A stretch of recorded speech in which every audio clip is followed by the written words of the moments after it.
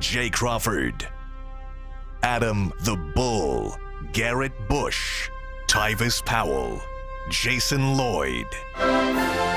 Plus, ba-da-da-da-da, you're loving him, Mikey McNuggets. And so many big names, it would take me hours to say all of their names. The ultimate Cleveland sports show starts now. Booyah! Yeah, I can't put on velvet at 6. Hey, everybody, it's the Ultimate Cleveland Sports Show. G. Bush is back, feeling better. Good to have him back. Mikey McNuggets is on the panel today. We got Earl Anthony and Steve behind the glass. It's funny, as G. Bush sat down, we were talking about his jacket. Is it a jacket? It's yeah, a jacket, right? Yes, his little jacket. And Mikey's like, he says to me, he's like, we got to step our game up. I'm like, we can't step our game up that high. You could, but it would be that like high? I mean, When I'm on the panel with G next, Yeah. I will bring in. you could. I mean, it's not going to match velvet, but it'll be as close to velvet as I can get.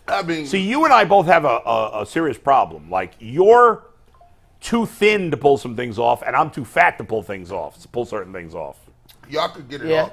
I got to get some tailored, but If I was slim as Mike McNuggets, I wouldn't have a check.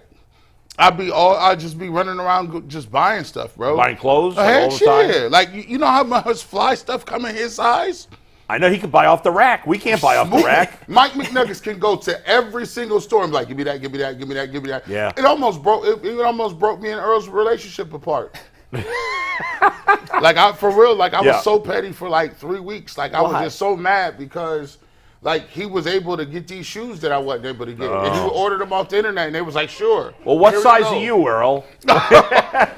Look at wide Mike.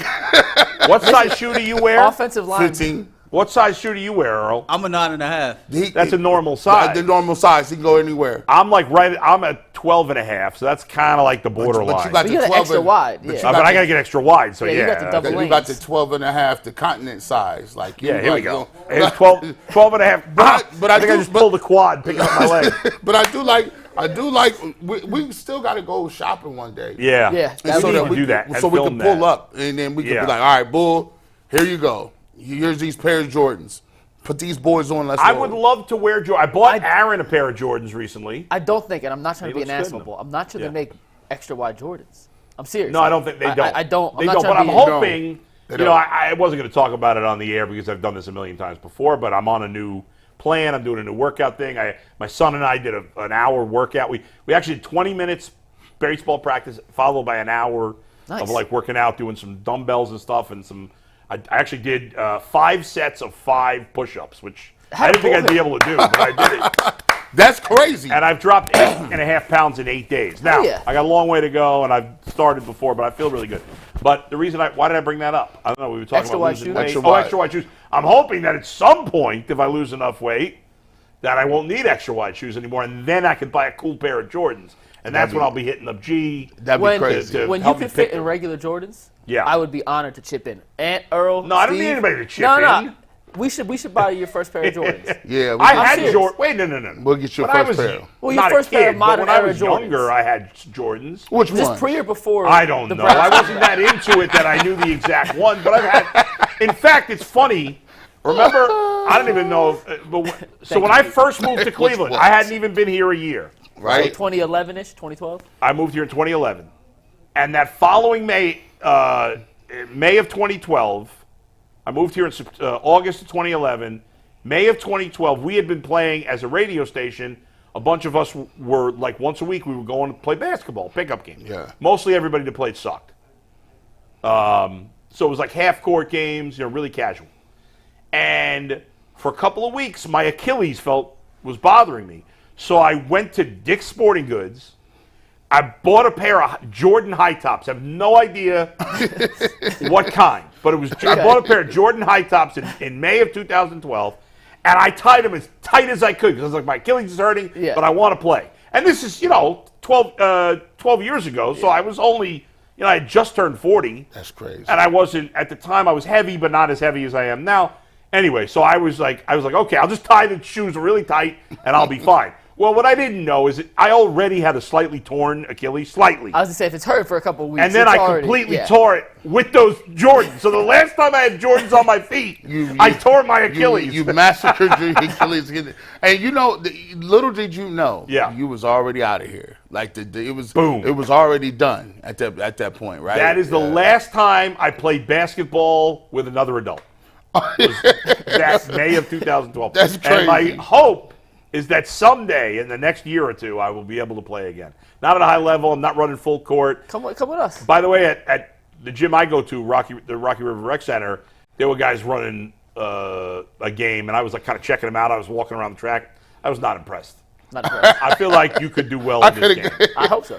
You know, when the doctor told me, he was like, "Yo, this is like probably 2006." And just after I tore my patella tendon off my right knee, he said, like the 18th time you tore it. Yeah, it was like, he was like, bro, I was hooping. He was like, yeah, you can't hoop anymore. You're done. He said, you probably should never play basketball again. Damn. And I'm like, I jump off a bridge. I said, what? Like, at that point, I was so hurt, McNuggets, because I was so into pickup. And pickup was the thing that really got me going. Pickup was the thing for me. Like, you could get... as far as cardio is concerned, it doesn't. You cannot beat pickup hoops. Better than having that air go through your lungs, and you in shape, and you run and pick up, and you run 9-10 games, and you leave, and you got that good sweat going. You get in your car, your knees is feeling good, bro. It's nothing like it. It is nothing like playing pickup basketball. And he was like, yeah, you should probably never play again. When was this? How many years? 2007. Have you not? So you've played basketball more recently than G. Bush? Yes. Oh, you have played? No, I quit. Oh, you have not? Have not. So you haven't played basketball in 17 years? I have not played. And we used to play continuous with them. And I played basketball in high school. Yeah, you were good. Yeah, that hurt my heart. Like, I used to look forward to football season being over so I could play basketball. Yeah. Like, it was just, so, yeah. But I know today, I'd walk out there and just tear everything up. Yeah, so it's been 12 years for me, and hopefully I can get back on there before 15. Anyway, a lot to get to today on the show. Obviously, there's still plenty to talk about. Well, first of all, G hasn't been here for 2 days because he's been under the weather. Do you want to talk about that, or you want to just move on? Oh, yeah, my throat be, I've been tripping, saying. So, I woke up, and I wake up, and I'm like, hey, yeah, so I'm going, and I never know my voice is out until, I wake up, and then, I started, trying to talk. Yeah. And there's no one there but me because my wife's not there. Yeah. And I'm like, and I'm like, oh, I ain't got no voice. I go to the bathroom. Scary. I go to the bathroom, and then I know it because then it's like, oh, there's blood in my throat and my mouth. So it's just, it looks like somebody punches me. So I always send Mike the little napkins and be like, yeah, I'm out of here. I always tell him, I believe you, G, but I appreciate it. This is McNuggets scrolling through Mike's phone. Wyatt, what's with all these bloody tissues? I'll say, yeah, man. So, no, listen, but it's just because I be having scar tissue and the scarring in my throat from talking a bunch. So, it stopped the other day. I was good, so I just shut up. It's good because, every time I do it, my mom thinks something's she tells me, it's because you're drinking too much pineapple juice. She looks on the internet to try to find things. It's funny. I'm not saying, do you drink a lot of pineapple juice? Yes. Not over the top, but I do drink it. Yeah. I'll tell you, I wasn't having the same thing you were, but there was a stretch of time, I want to say 7-8 years ago, where I was having a problem with my throat. It wasn't bleeding, but it was really bothering me. I was having a hard time talking. Mm-hmm. I had to take off a week or two from work. Mm-hmm. And the doctor was looking for things, and he said, it was like, you eat anything that's really acidic? And I said, I eat not pineapple juice, but I eat a lot of pineapple, or I used to. And he said, stop eating pineapple. That's crazy. And I did, and I felt better. You know what's so funny? Now that my mom, she watches the show every day, she's going to be all over now me. Now it's over. She's like, yo, I told you. You probably have something different than I do, but it couldn't hurt to get some. Why don't you just give it up for a week or two and see what happens? I don't have no problem giving it up. Yeah. I drink. I try not to drink pop and soda. Yeah. But, hot people, you can't drink soda. Yeah. Don't drink Diet Pop. Oh, you drinking apple juice. It's high in sugar. Don't drink pineapple juice. I'm like, what the hell is water? That's it. You know what I used to love tequila. was, have you ever had pineapple orange juice like mixed together? Oh, I used to. That is the best. Tropicana pineapple orange. Oh, I love juice. I used to beg to go to church on communion Sundays just to drink the grape juice. Oh yeah. They'd be like, "Yes, we're doing Yes. communion." I'm like, "Yeah, I get some good bread." When you were And that communion and that grape juice. on the Jewish holidays, when you go to temple, you know, there's a lot of holidays where you do a prayer over the wine, but the kids would drink grape juice. I was like this. I'm like this Jesus juice is the best I've ever tasted.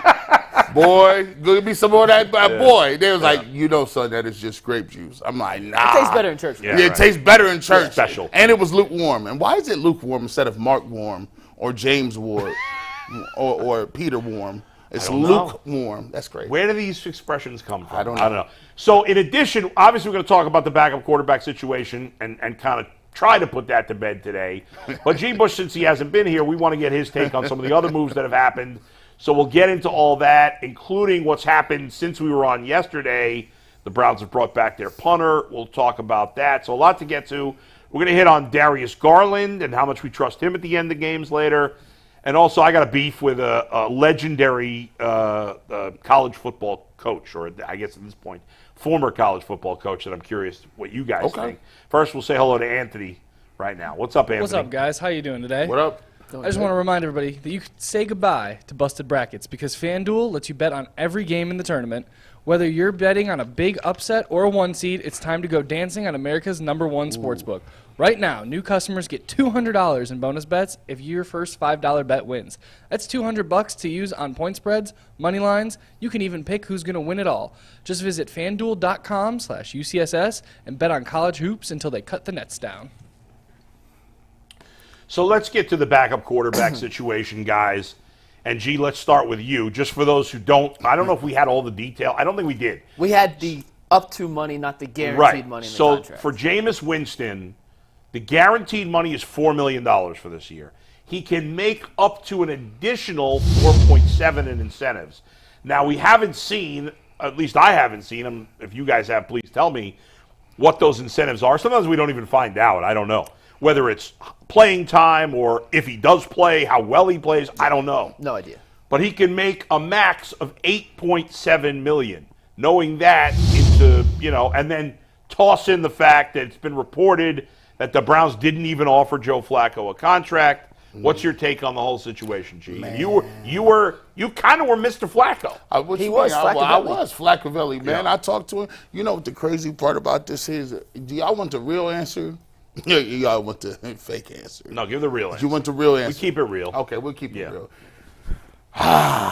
You know what I always talk to y'all about politics, right?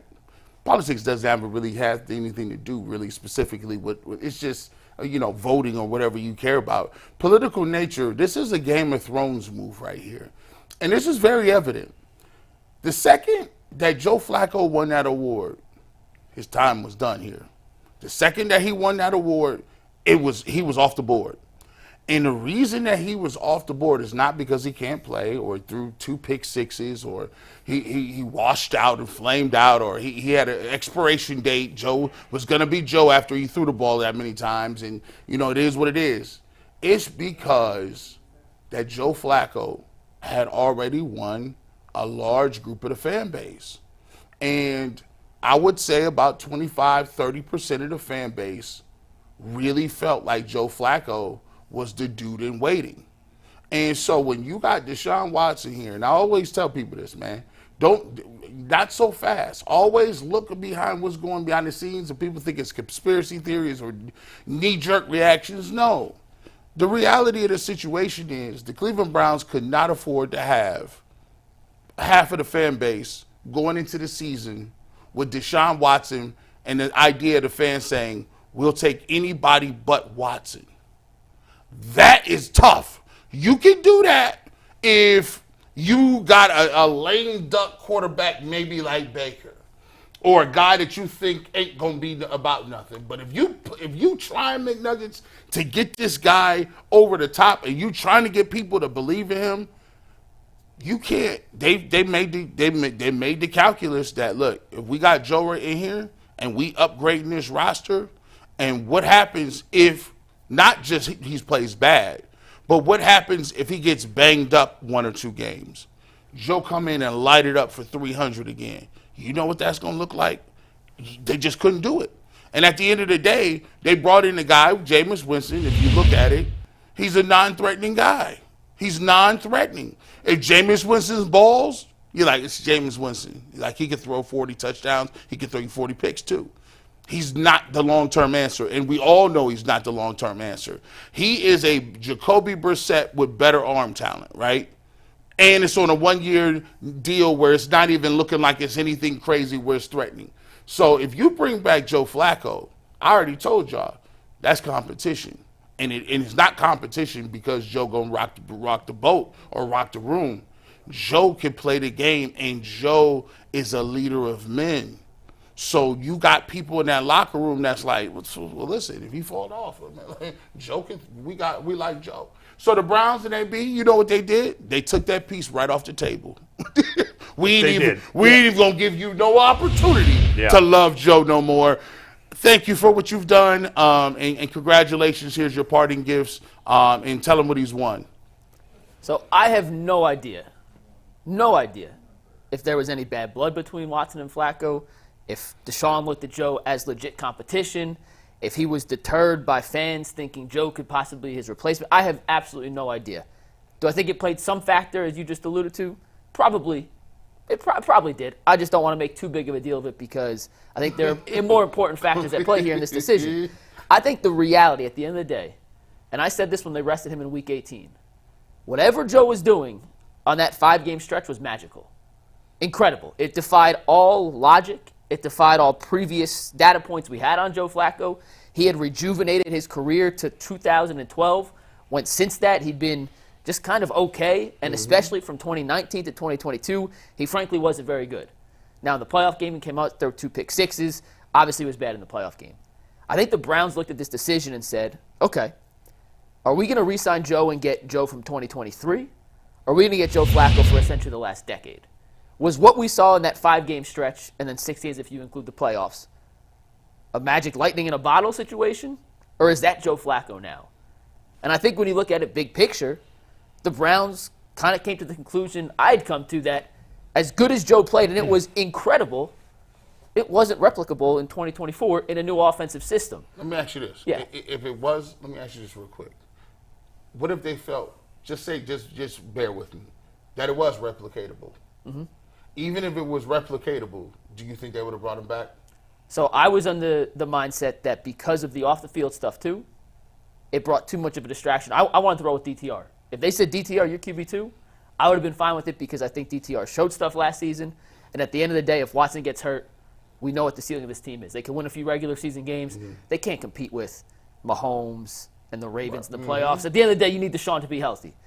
So I do think there are some off-field factors that did play into this. I just don't want to make that the only reason why they didn't bring Joe Flacco back. Yeah, there's a couple of them. And when you look at Winston, too, the last time he started games, 2021, he threw 14 touchdowns, 3 interceptions. He was a turnover machine early in Tampa Bay. Mm-hmm. Then he got LASIK surgery.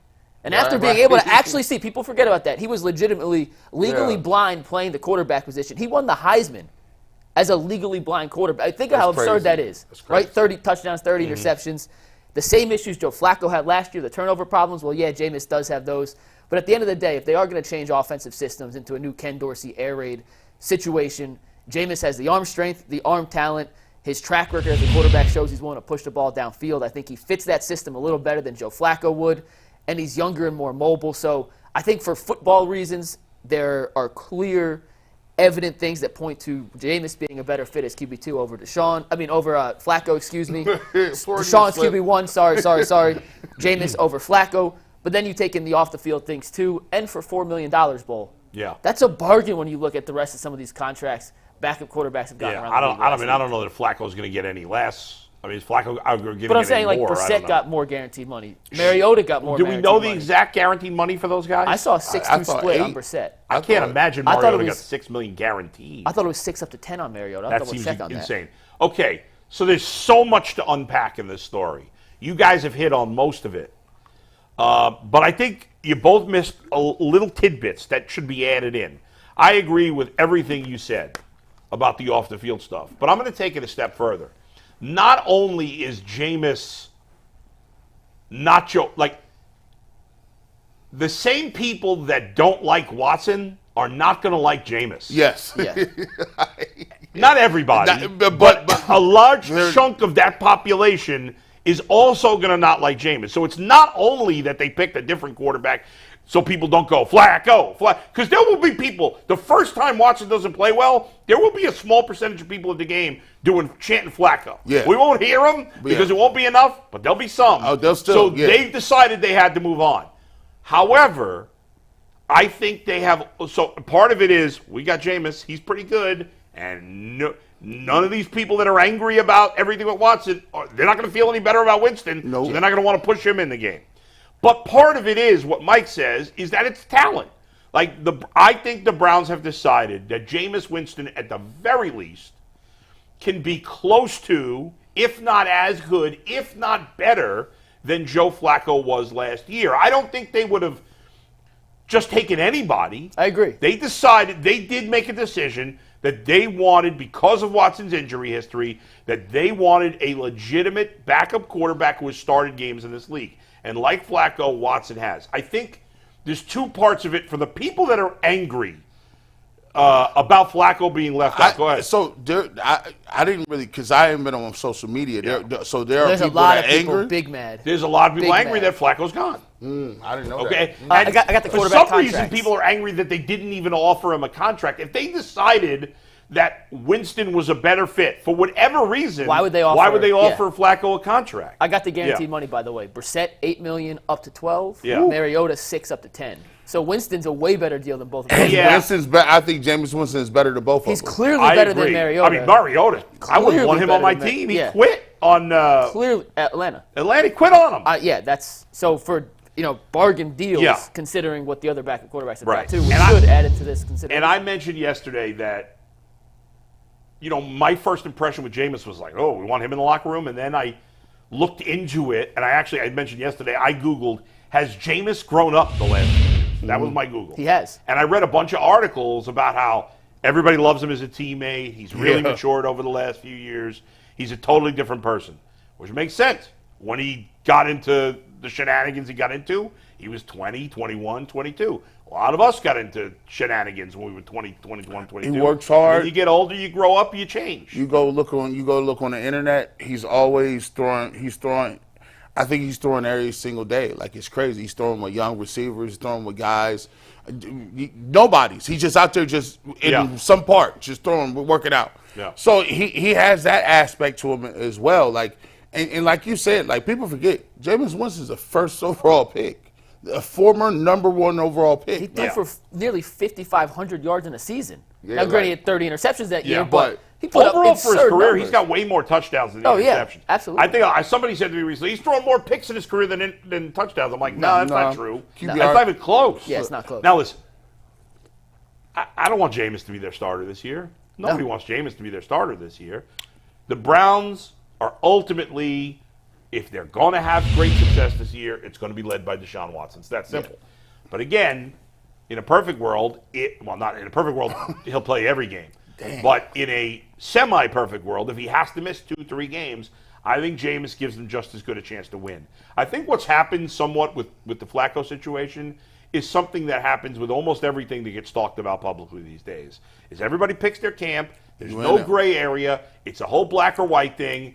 And in this case, it's also a race thing, which is part of every conversation. Yeah. But I think there's part of it that's like, I think the people that love Joe Flacco, and I listen, Joe was a guest on my show. He was a guest on this show. I love him. You love him. I gave him, listen, I'd have made T-shirts up for Joe Flacco. Exactly. Yeah. But let's face it. I think, in my opinion, I think we gave him credit for being better than he actually was. So, and I'll go to this. He was good, but he wasn't, like, amazing. He did throw 8 interceptions in 5 games. As a habitual dater, and I've dated multiple thousands of people, and I'm terrible at it. I'm great, I'm good, I'm married. But here's the thing. Joe Flacco came at a point when we were vulnerable and we needed somebody. Right. The Browns were hopeless at that point. We were down. The season was over.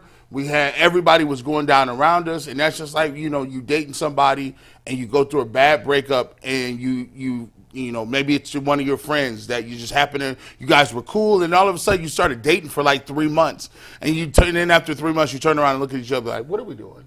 Yeah.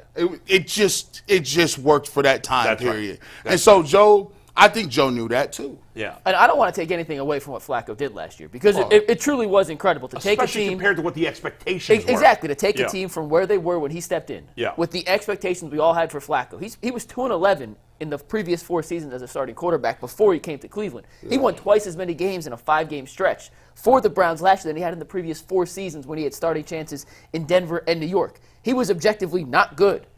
From 2019 to 2022, comes in last year and rewrites the record book. He's in the record book with Mahomes, Jim Kelly, and Peyton Manning is the only quarterbacks that throw for 1,300 yards and 1,600 yards and 13 touchdowns in a calendar month. Like, what he did was incredible, but it was incredible because the expectations were here, and he played at this level. And I don't want to overlook that because Joe, Right. he brought an amazing amount of joy and I happiness don't to the mean city. to, I don't want to knock But Joe, but at the the end of the day- interceptions were not sustainable either. And that's my point. At And the end we of the day, all ignored it when they were winning.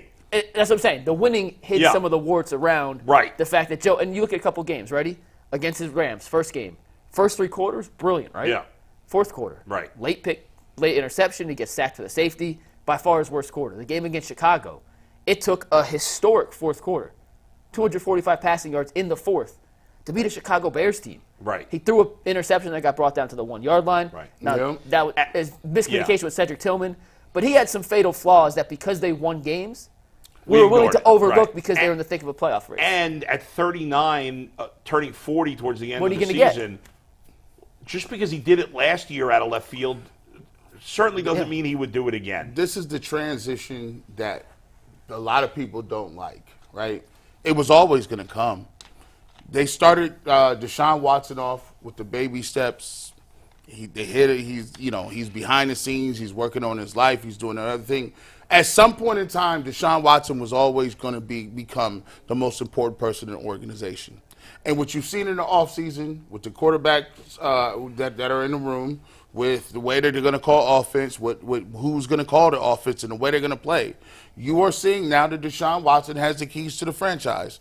He's always had them, but now it's evident, right? The moves they made have made it evident that they're going to roll with what Deshaun wants to do. It's no coincidence Deshaun is more vocal. He does podcasts now, and he tells you what he feels.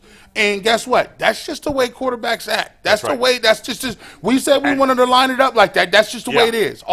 But now, Bull, It's all on him. That's it. Yeah. He's got to do it. Yeah. There's no more excuses, right? I mean, that 5,000. One interesting last tidbit on the Browns quarterbacks before we move on here. Last year, they consistently had only 2 quarterbacks on the active roster because P.J. Walker was coming on and off the practice squad. And originally, so was Joe Flacco. And then once they put him on the roster, they knocked P.J. off. Yeah. I'm going to assume that for 2024, they're going to have 3 roster spots because I can't They can't imagine put they're going to let DTR in the DTR practice. because to put DTR on the practice squad, he's got to clear waivers, which he probably would. Yeah, there's no way they can do No, that. Definitely. easy. So they're going to have there's one position where they're going to have one less player this year because they're most likely going to have 3 quarters unless somebody gets hurt or whatever. Have 3 quarterbacks on the active. That's why Nick Harris is no longer here. He is. That's part of the next conversation. Go ahead, Anthony. All right, guys, before we get into all the moves the Browns made yesterday, I want to know, did you guys know that even if you have a 401k for retirement, you can still have an IRA? Robinhood has the only IRA that gives you a 3% boost on every dollar you contribute when you subscribe to Robinhood Gold. But get this. Now through April 30th, Robinhood Gold is even boosting every single dollar you transfer in from other retirement accounts with a 3% match. That's right, there's no cap on the 3% match. Robinhood Gold gets you the most for your retirement thanks to their IRA with a 3% match. This offer is good through April 30th, so you guys can get started at robinhood.com/boost. Subscription fees apply. All right, guys. So in free agency, since we've been on yesterday, and then at the end we'll get to the moves that happened the last couple of days because we want to get G's take on it. But this morning, I thought was one of the most important moves the Browns had to still make, and that was Corey Bojorquez. They re-signed him to a 2-year deal. Have we seen any money on that yet? No, the last player the Browns have signed that we've seen the money for is Naheem Hines. So the Shelby Harris deal, the other offensive tackle whose name is blank on. Hakeem Adeniji. And Bojorquez, we haven't seen. And Michael Dunn. Those four don't have money yet. But this, to me, was an important move because Bojorquez has been a good punter, and I thought last year was his best season. And now you're your 3 special teams guys exactly the same. You're running it back. I like this. Yeah, last year we talked about Bojorquez in our ideal free agency plan. I know, Bo, you didn't include the re-signings in yours. Right, but I would have had him. You would have. Yes. Jason and I both had him in ours. Yeah. He was top 10 last season in average yards per punt, punts down inside the 20, longest punt. His one issue heading into last season was we know he has a cannon for a leg. Yeah. Can he cough in corner teams? Can he place it with enough depth and touch inside the 20-yard line? Well, he improved. Yeah. I'm not an expert on punting, but you finish top 10 in the league when you have the 5th most punts. You're doing something right. Yeah. So he took the step forward in that category. And outside of having a strong leg, the ability to directional punt, we learned holding wasn't his issue. So what's the complaint? I'm not sure if you could upgrade that position. Yeah. If he's not a top 5-6 guy, I don't look at all the punters in the league, I apologize. But based on what my eyes tell me, he's one of the better punters in football. To bring him back on a 2-year deal, I'm all for it. Loved it. Listen, see here. He's a weapon, by the way. Special teams a weapon. No doubt. You know, they went from Operation Stockpile and they tweaked it. So no longer we're doing Operation Stockpile. We can look around and see around the league. We're gonna go with Operation Replenish. We're gonna replenish this situation. Just refresh it a little bit. Like sometimes you don't need a bunch of extra. You just let me throw a coat of paint on this. Let me switch out an accent chair, and all of a sudden I got a brand new living space. Look at the refresh rate on that. Yeah. They bring back Za'Darius Smith, Mo Hurst. They got better, I believe, with Jordan Hicks. They got better, I believe, as backup with Winston. Hines is a third down back. And returner, Michael Dunn. Yeah. And Dingy, this guy, James Hudson. All right, then, dog, I'll catch you next year. Now, he's not that good, but he did start a couple of games for a Bengals team that was in the playoffs. We've seen enough of Hudson. Yeah. We've seen enough. And you got Shelby Harris back in. So now, look, you brought back all those pieces and parts, and now you don't have to fill those with rookies. Yeah. Also, they didn't you had Jordan Elliott, who they didn't sign. He's gone. Yeah. But they want to see what Siaki Ika is, right? And Ika's really, if you think about it, so now up front, with the addition of Shelby Harris now coming back because he signed last night, right? Yep. So you've brought back Za'Darius Hurst and Shelby Harris, which were your 3 good veterans. You kept Ogbo, obviously, because you signed him to a multiple-year deal. You certainly got Myles Garrett, and then you got Dalvin Tomlinson. Well, your top 6 is really good. Now your 7th guy is Alex Wright, who showed some progress at the end of last year. And Ika's number 8. I don't know that the Browns have anything left to do, really. I mean, you might draft somebody, an in-the-mix guy, because they're not cutting Ika. He was a third-round pick last year. And a guy like Harris, I was digging through the numbers, and Jake Burns put these out, and this blew my mind. So we know Christian Wilkins is a phenomenal player, right? Maybe one of the best pass-rushing defensive tackles in all of football. Mm-hmm. When you look at the pressure rate, now Wilkins got $85 million guaranteed. We haven't seen the money on Harris. What's going to be $3-4 million, something like that. Yeah. Let me read you their pressure rates the last 3 years. Now, it's not an apples to apples. I understand one guy plays 85% of the snaps, one guy plays 50%, but just giving you the context of what you're getting in Shelby Harris as a rotational defensive tackle who only plays about 55% of the snaps. Yeah. But just giving you context, in 2023, Christian Wilkins had a 10% pressure rate from the interior. Harris, 8.7. Last year, Wilkins, 5.2% pressure rate. Harris, 8.3. 2021, Wilkins, 8.1. Harris, 9%. He is by no means a better pass rusher than Christian Wilkins. Right. Not a better player. Bang for your buck. Yeah. That's a hell of a. And Mo Hurst is one of the better. And Hurst is in there. Yeah, so you're getting a really good value on those 2 guys. I was looking this morning when I was recording my podcast. I brought up the Browns depth chart. And I was like, I couldn't remember a time. And it's not really all that much different from last year, except at wide receiver, which we'll get to in a little bit because G hasn't had a chance to jump in on that yet. But if you look at their depth chart, they don't have any glaring holes. They are deeper in a lot of positions than I ever can recall them being. Because you really don't have you have 7 legitimate players at the D line. I'm going to leave Ika out. I don't know if he can play or not. Right. Alex Wright's their 7th player. Yeah. If he's my 7th D lineman, you're good. I'm good. You're good. Right? In the secondary, I got 4 guys that are at least, like Ronnie Hickman and DeAnthony Bell are my third and fourth safeties. That's fine. I don't need to do anything. They got 4 corners. Cam Mitchell's your fourth corner. You feel Cam really Mitchell's good. my fourth corner. I'm good there. Offensive line, I don't love all their depth pieces, but they got guys who have played in the league at depth. We're good, right? Now, yes, they need to add to depth at linebacker. They only have 2. 3 linebackers on the roster. But 2 you could fully count on. 2 you can count on, and 3, including Tony Fields, that have even been drafted. Right. Every other linebacker on this team is an undrafted free agent, and most of them haven't done anything. So that's a position they do need to address, at least from a depth perspective, because if there's any injuries, they could be in trouble. Yeah. But outside of that, I mean, you got really good depth at almost every spot. Do you believe? I hope they ain't trying to do this. Yeah. Do you think, because they ain't cut him yet, do you think Phillips is a guy that they're like, we're going to sneak him on the roster, he might be somebody?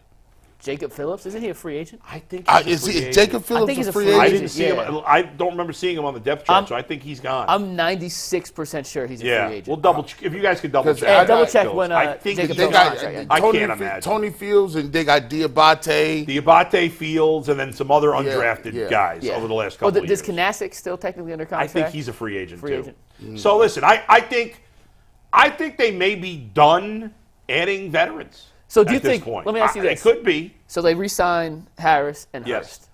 Right. You think that takes them completely out of the picture for a DJ Reader or? Yes. anyone 100%. else? There's no way they're making spending sure. that money. There's a lot of teams in it. I was texting James Rapine yesterday. I was like, are the Bengals going to get Reader back, or what the hell's going on here? They need him. Their defensive tackle is not very good. And he's like, I don't know. The Lions are really interested. A couple of teams. The Browns are not spending. He's going to go for a good amount of money. The Browns are not going to spend that money in that position now. You're starting to see it now. You're starting to see the trickle down of the influx of money, because now you talk about positions that never really get money. Yep. Running backs got paid. Yep. D tackles are getting paid now. Offensive guards. Now All remember, guards get paid. The running backs got paid more than they've been, but still not a ton. Still right, but Yeah, I mean, like you got Saquon got Darnell Mooney money. Yeah, right, exactly. But I thought, but they gave him the little $10 million that they It was gave him more than I before. thought. I It was said, more. they the Saquon running got a back raise class from a was really franchise good. tag. Yeah. The running back class in free agency this year was really good, and the money was up a little bit. But especially seeing all those running backs going off the board in the first day. 48 hours was really shocking. Elliott Elliott went to San Francisco. That's huge. Jacob Phillips. Phillips, he's gone. He is Phillips free. gone, yeah. Well, I don't know that he's gone, but he's a free He's a agent. free agent. So, yeah, I'll be surprised at this point. I can't think of a position where the Browns would sign another veteran for any more than basically the minimum at this point. Like a bot. Could you see them? And I don't think the answer is yes. But Yeah. they signed Naheem Hines, Yeah. who's a third down receiving back returner. And a good special teams guy. And more Return of guy. a Yeah. return guy than He's a runner. an excellent Yeah, really, really good pass returner. catcher. He has more receiving yards than rushing yards in his Right. career. If I had to pick a position where I think they could still sign a veteran guy, I do think it's running back in a more traditional downhill runner role, but I don't think it's likely. But who are they cutting?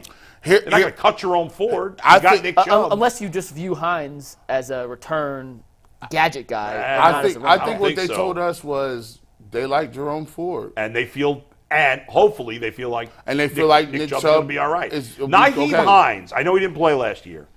Before that, he was, I would say, I like an it. elite pass catching Yeah, back. especially for the Colts. PFS not everything. Yeah. Since he entered the league in 2018, Yeah.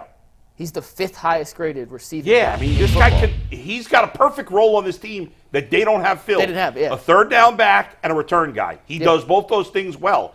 That's fine. And I mean, punt and kicks, by the way. and by the way, at this point, what running back would they add anyway? You just asked the question. What position? Yeah. That's the one I think would make most sense. Who's the best running back left out there? Alexander Madison?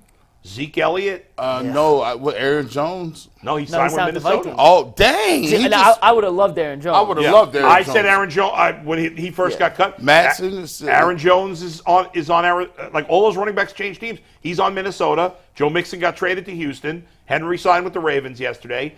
I think Alexander Madison is probably the best running back left, and He's not any better just than okay. Jerome Ford. Yeah. So here's the only thing I could see, and this may be more a hope of mine than a realistic thing, You going and I receiver? brought it up yesterday, is that now I said the Browns move on from Elijah Moore, trade him, and then sign a guy like Tyler Boyd, who I think would be a perfect fit. Now, I don't like him. I think they feel like kind of committed to more, and I'm fine with him. We've talked about this. Has I Calvin think we're all Ridley, fine. he's gone too?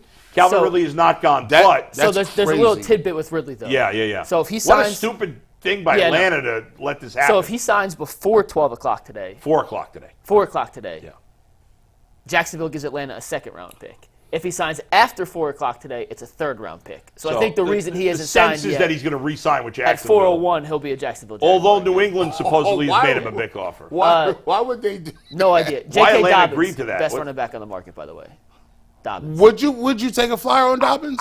Yesterday, you mentioned it I yesterday. said yes, but once they signed Hines, I was like, listen, the point is, Dobbins would be a guy, what are you paying him? Minimum salary. I mean, he can't 1 demand year, that. $2 Super million. minimum. Yeah. Super minimum. I don't think it's a bad job to have him in camp, and if you have too many backs, it's a good problem to deal with. Yeah. I mean, that guy has never been able to stay healthy. But yeah, I mean, if you can sign him for, $1 million, 1 year, $2 million. I don't even know if he's getting two. I I take him. healthy. I take him for that, but just to bring him in, just to have a I little. think it's competition, possible. If I were going to make a surprise, I would say it would be maybe they move on Receiver. from Moore or even keep Moore. I didn't even know. Like, Moore complained when he was the third receiver with the Jets. Is he going to do the same thing here? Oh, he better be cool. in a contract year. He too. better get Yeah. some money, bro. Like, and here's the crazy thing about it. I still think I was just looking around. This is the deepest receiver draft I've seen ever. Right. Yeah. I mean, there's. I still think they draft a guy. That's still my. I still think they might Yeah. draft a receiver. I well, think, especially because real quick, Bull, sorry to cut you Yeah. off, but Cooper's a free agent after this year.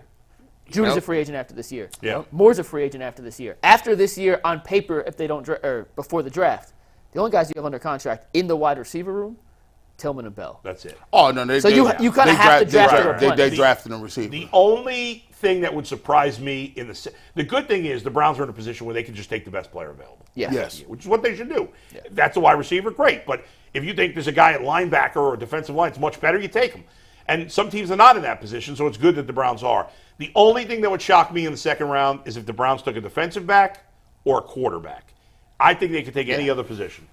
I Do you, wouldn't be do you surprised. think if they draft at 54, or do you think they move in and out? Because I wouldn't be shocked to see him move down. I don't know. Depending on Yeah, who's he likes there. to move. if there's a guy that listen, I'm infatuated with Xavier Legette. I'm like, listen, South Carolina. Where's he supposed to go? You know? Second round. Second right, round. right in the range. Right around of that Browns range. pick, but yeah. there's a bunch of receivers that's supposed to go second round. Like it's just It kind of depends on what preference you want in a Right. receiver. There's like Troy Franklin, I like pure him too. speed guy. Legette's more physical, but like still is a him. good get off. I like him. There's the Pearsalls from Florida. I mean, there's a bunch of other guys that could fall depending. Is on there what a team's value. slot guy? Is any of these guys slot guys? McConkey, who will probably be gone by 54, the kid Okay. out of Georgia, slot guy. Pearsall out of Florida. Yep. Played a lot of slot at Florida. He's a little bigger, but has the Yeah. potential. He was who Dane Brugler mocked to the Browns in his latest mock draft. Yeah. But he's a little I thought older. you didn't like him. Was it you that didn't like him? I like him in the second round. Oh, okay. We'll take him in a second Yeah. because you got to think if you got the two dudes from LSU. Brian Thomas Brian is gone. Thomas is and Brian Abel's Thomas gone. for me. I thought I'm like okay, we may sneak him. He'd be a great fit. Brian but Thomas he's gonna ran be a gone. 4.3. Yeah, he gone. He's out of here. Yeah. Yeah, Okay. He's a big body receiver. Keon runs a 4.3. Coleman. I seen a couple of places that say he might slip. If he Yeah. falls to 54, Keon Coleman. that's an is- intriguing prospect for the Keon the Coleman, Cleveland Browns. former basketball player, 6'4". He didn't run too fast at the combine. He only ran, I believe, in the low 4.6s, high 4.5s, because that's one may slide. Yeah. But his catch radius, his go up and get it is crazy. He was one of the guys who, like, midway through college football, like top 10 pick potential. Right. And now he's looking at like a mid-round because the testing did not come out well. But I kind of trust the guys who have the tape and some of the highlight plays he's made, like that one-handed catch he made against Clemson. Do you know what I'm talking about? He's playing across his Clemson. body behind him. He made a couple Incredible, plays yeah. against LSU. Like Incredible. he played it, yeah. So I'll take. Look, I'm actually just excited to be truthful. I'm gonna be one of them dudes that sit there and watch the first round of the draft and be like, ooh, Let's see who's left. let's see Yeah, who's right. the best of the rest. One last thing, Bull, before we move on here. Yeah. As far as the offensive tackle they signed, the guy from Cincinnati. Hakeem Adeniji. Well, he was in Minnesota last Minnesota. year. He had been at the I'll be honest, I never heard of the guy in my life before. I had to Yeah. Google him. His PFF grades weren't good. I couldn't tell you No, a he's single not thing good. about him. What, not very good, what but he's should we better know? than Hudson. Is that the I bottom don't line? he didn't play enough that I distinctly remember him. I remember thinking, yeah, we got to get better than him. But the fact that he was on the roster of a team that went to the Super Bowl, and he was high enough on the roster that he got a little bit of playing time. As a fourth tackle, he's fine. He's better than I think he's better than James Hudson. Did I hear that Deontay Johnson got cut?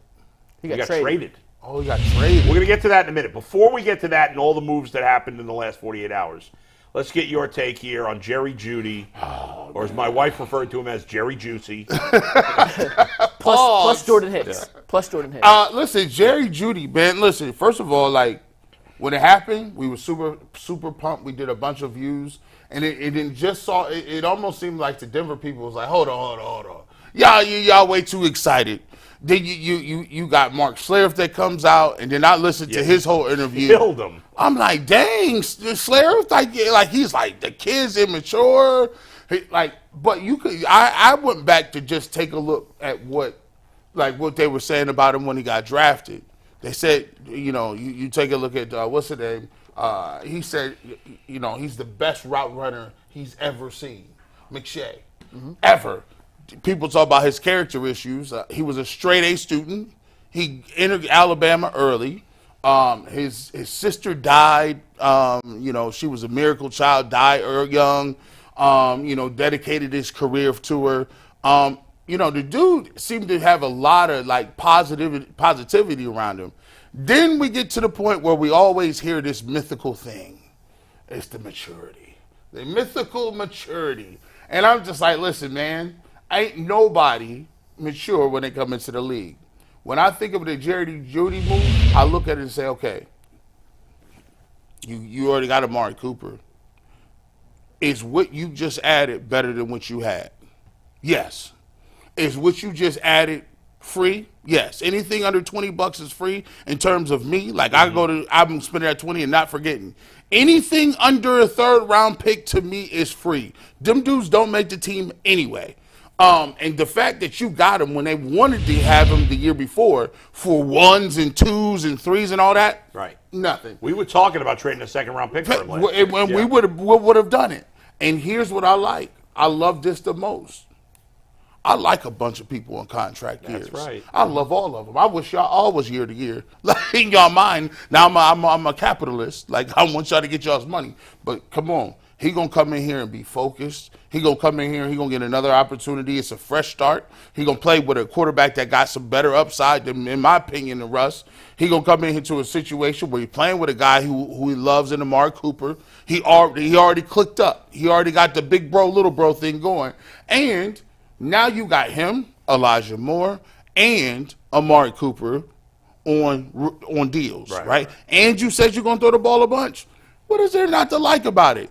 I can't go in and say he's gonna have 1,500 yards, but at minimum, I expect this man to have at least 800, 900 yards and 4 to 5 touchdowns, which is better than what I was getting for my number 2. Right. So that's the thing, right? There's no denying that in his career so far, he's been a disappointment. Yeah. For whatever reason, he's been a disappointment. And real quick, people who want to argue that, look at the other first-round receivers from that class: CeeDee Lamb, Justin Jefferson, and Jerry Jeudy. And then Henry Ruggs, but for different reasons. Henry Ruggs is not part of that. Right. Same class. There's no debating he's been disappointing. When you're drafted in the first round as a receiver, you're supposed to at the very least, you should have 1,000-yard season after 4 years. He's never had 1,000 yards. But what is the worst-case scenario with Jerry Jeudy? He is what he's been. What he's been is at worst, an average number 2 wide receiver. Did the Browns have an average number 2 wide receiver? Nope. They did not. They did not. Elijah Moore had his best season last year in 3 years. It was still not wide receiver 2 worthy.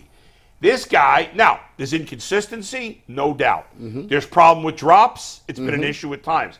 But he's made a lot of big plays. His highs have been high. He's had stretches, the end of the 22 season. Really good. He played really well, and everybody thought he was going to reach that next level, and then last year went. But for once, here's a guy going from a team that is looked at as usually the Browns are the dumpster fire team, and you're going somewhere else. In this case, the Broncos have been kind of a dumpster fire, and he's going to a team that is in a good place and not a dumpster fire. So as I talked about already, I like the move, and I think the downside of Judy is just that he's only a little better than Moore instead of a lot better than Moore. And guess what? If you don't do nothing, then you move on. And another thing with Judy, real quick, his ability to pick up yards after the catch is something that, Amari's a very good route runner. His yak yards, not top of the league. He's more get open, get the ball, go down. Judy's a guy, and he's had, obviously, plays where he's created after the run, but that's not his forte. Judy's a guy who can turn a 3-yard slant into a house call. That's right. And it just adds a dynamic to the offense. That's right. And one thing that he can do, the boy can run routes. Yeah. And for me, what better way to go and get better at it?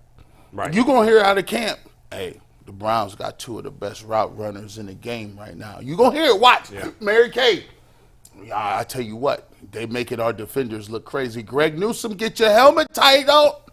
Tighten that helmet up, Greg. You got receivers out here now.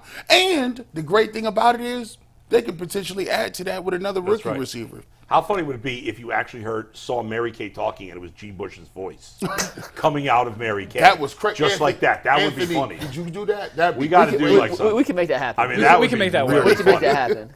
That would be really funny. And last thing on Jerry Jeudy before we move on. If he is immature, and I don't know if he is or not, I would think that spending time with Amari Cooper, who, as you said, is his idol. Yeah.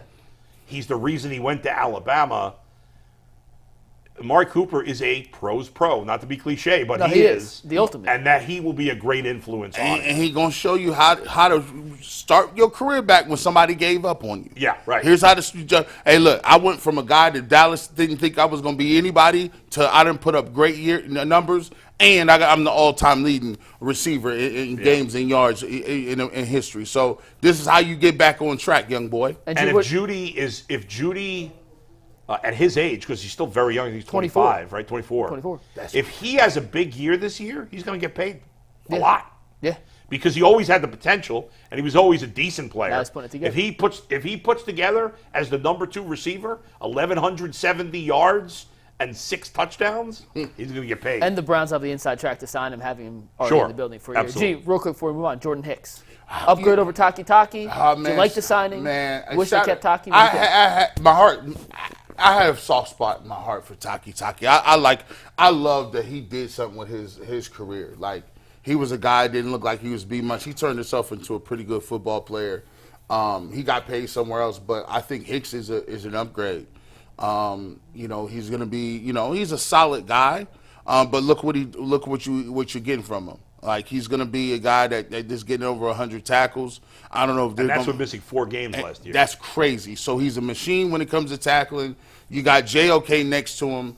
And, if the Browns find somebody, another linebacker, if they had an opportunity to get a dude that's a little bit of a hybrid to go next to him and has the speed. But this is a guy that could play 3 downs for you. He could play nickel. He could play in your 2 linebacker set. I like it. I think they got better at linebacker. He may be the best run-stopping linebacker they've had in a long time. Very long. Since DeQuell?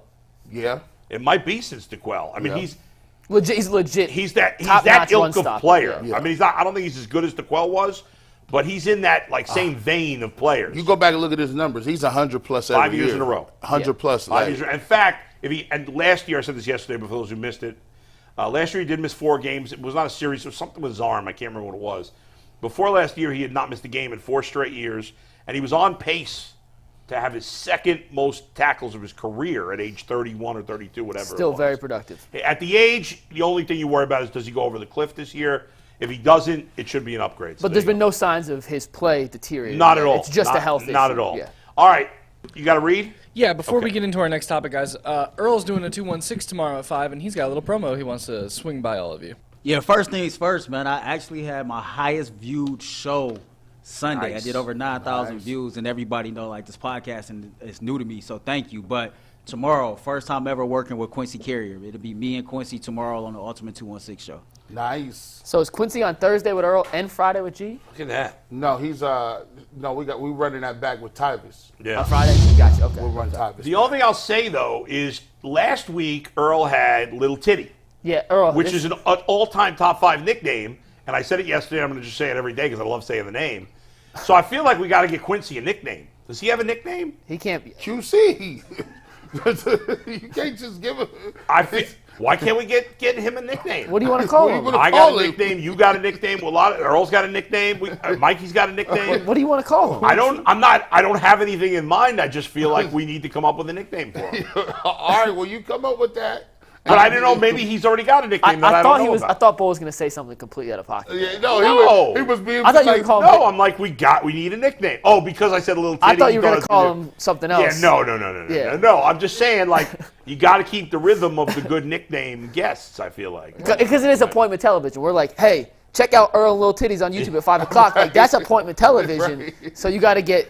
I see what Bo's trying to come from. But you know what I'm saying? I feel like the nickname theme is good, and we all have nicknames. Anthony doesn't really have a nickname. Cantaspelli. Yeah, you got those. It doesn't take off. We don't call him that. You know what I mean? Yeah. But anyway, okay, let's keep it moving here. So G referenced it briefly. We'll get to it now. Some of the other teams in this division and what they've done. It's a big move yesterday. I saw somebody, I don't know who it was, but it's an interesting conversation. Is the AFC North on paper the best division in the history of football? Now, that's too hard to... It was Corey Crawford. Was it Corey? Our guy Corey. What's up, Corey? Corey got mad at me by my Nick Saban tweet. Corey's a coach. Corey, listen. Corey's the homie. I'm the Duke of Knee-Jerk. We got to find a name for him, bro. That's crazy. So it was Corey. I couldn't remember who it was. I mean, obviously this division is loaded.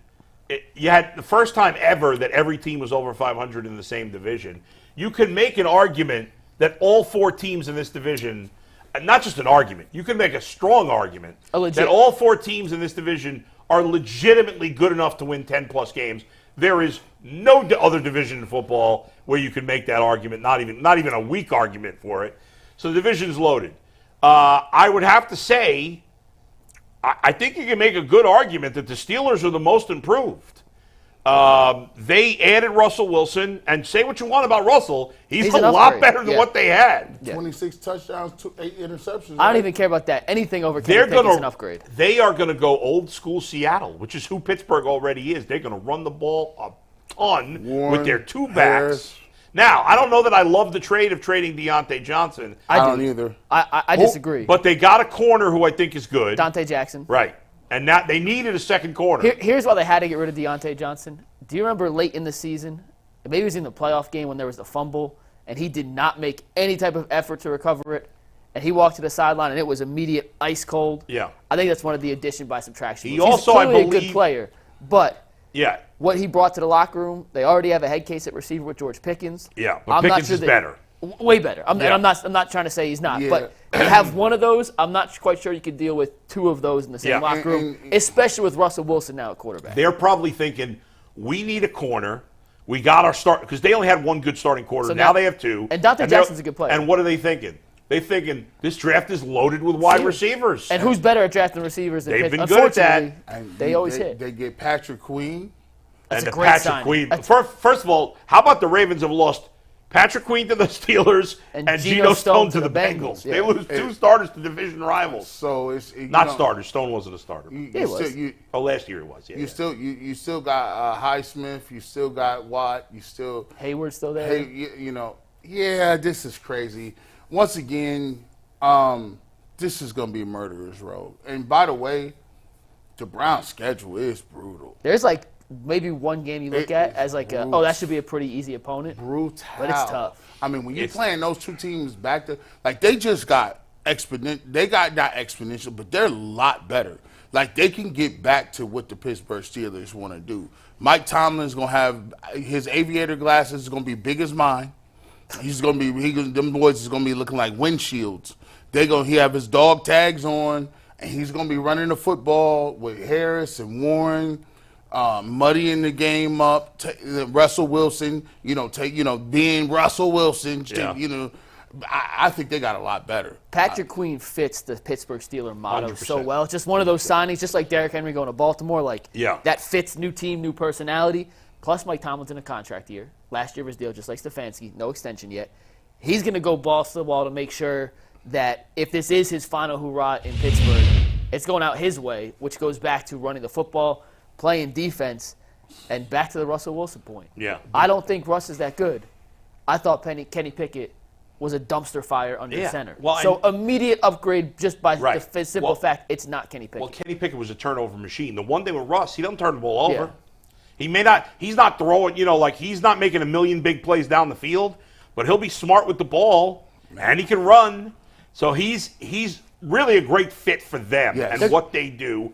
And you talked about the backfield, and I've never been a Najee Harris guy, but well. I thought it was interesting. The middle of last year, when it looked like Jalen Warren was about to take his job, his play went up. And Way the two up. of them as a pair were great nice. down the stretch. Nice. And they made the playoffs. Their defense was good, but it was also because those two guys ran their ass off at the end of last year. Does it mean, and then you go back to the Baltimore Ravens, they get Derrick Henry. Right. They lost Queen and Stone, so it hurts their defense a little, but they're still really good on Nah. defense. And they lost Derrick Gus Henry. Edwards. I like Gus Edwards. I think he's an underrated player. Henry's but an Derrick upgrade. Henry's better than Gus Edwards. I mean, if Derrick Henry can give you 1,100, now it's not just about Derrick Henry. It's like, maybe are you guys getting back to being physical?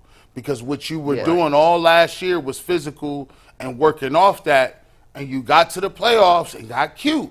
We didn't understand it. Yep. Maybe Maybe they look at it and say, no, Yeah. we're going to go back to that. G, let me ask you a question. As a defensive lineman, if Baltimore calls some sort of read option with Derrick Henry and Lamar Jackson, what the hell do you do? You can't do What that, do you do? bro. That's the thing. On like a 3rd and 2, right? Or Yeah. 4th and 1. What the hell you do? They have the three things that defensive linemen hate. they got Andrews, who they could play action off all of that and throw a And they quick didn't little have him pass. for a lot of the year last Didn't year. have him. Yeah. They still got they got two good tight ends. Yeah, they so do. that means I could line up with two tight ends to set and play action and throw a little pop pass, and that's first down. Then they got Derrick Henry. They can hand it to him, bro. Like, you got to respect that in the middle. You got to. You got to have guys tackling. But then you got Lamar Jackson. If he pulls it, Right. they can even fake it and do the RPO with Zay Flowers.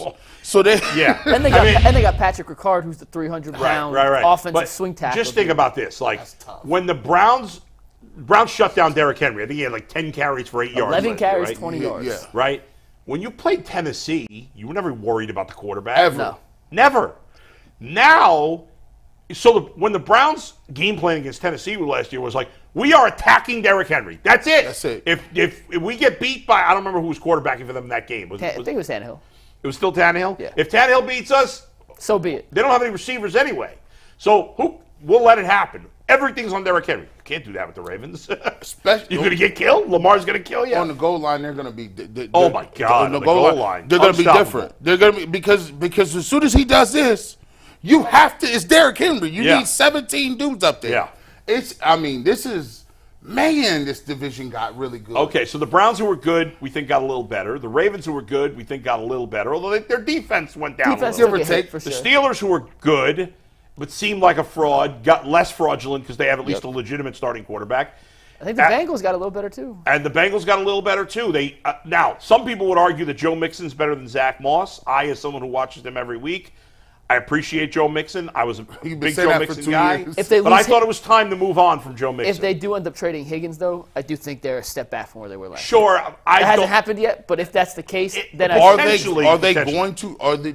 I'll be surprised if they trade Higgins. Can I toss a grenade in here? Yeah. And my crazy theory Please. is that Higgins is going to Minnesota for Justin Jefferson and a pick. No, there's no chance that's going to happen.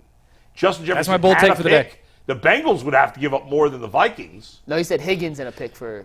Higgins and a pick no, for yeah, Jefferson. Bengals are sending picks. I love it. Oh. But that's never going to happen. Jefferson and What Chase would- on the hold on, same hold on. team. What The would Bengals you- are not going to pay Hold on. The Bengals are not going to pay Chase and Higgins. They can't pay Chase and Jefferson. Why wouldn't they?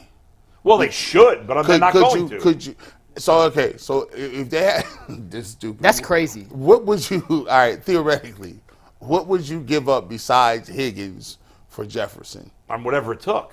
Would you you get- give? Would could you you give get- them a first round pick? Oh, Absolutely. yeah. Would Higgins, a I'd give him first and a third, get it? A first and a second? I mean, if I was Minnesota, I would do that. I'd do I it. would do it. I'd do it right But the now. Bengals would have to be committed to signing both long term. And I give them a contract on the same day. And then you pay Jefferson and Chase $80 million each. And total. Well, not each. Total. Total.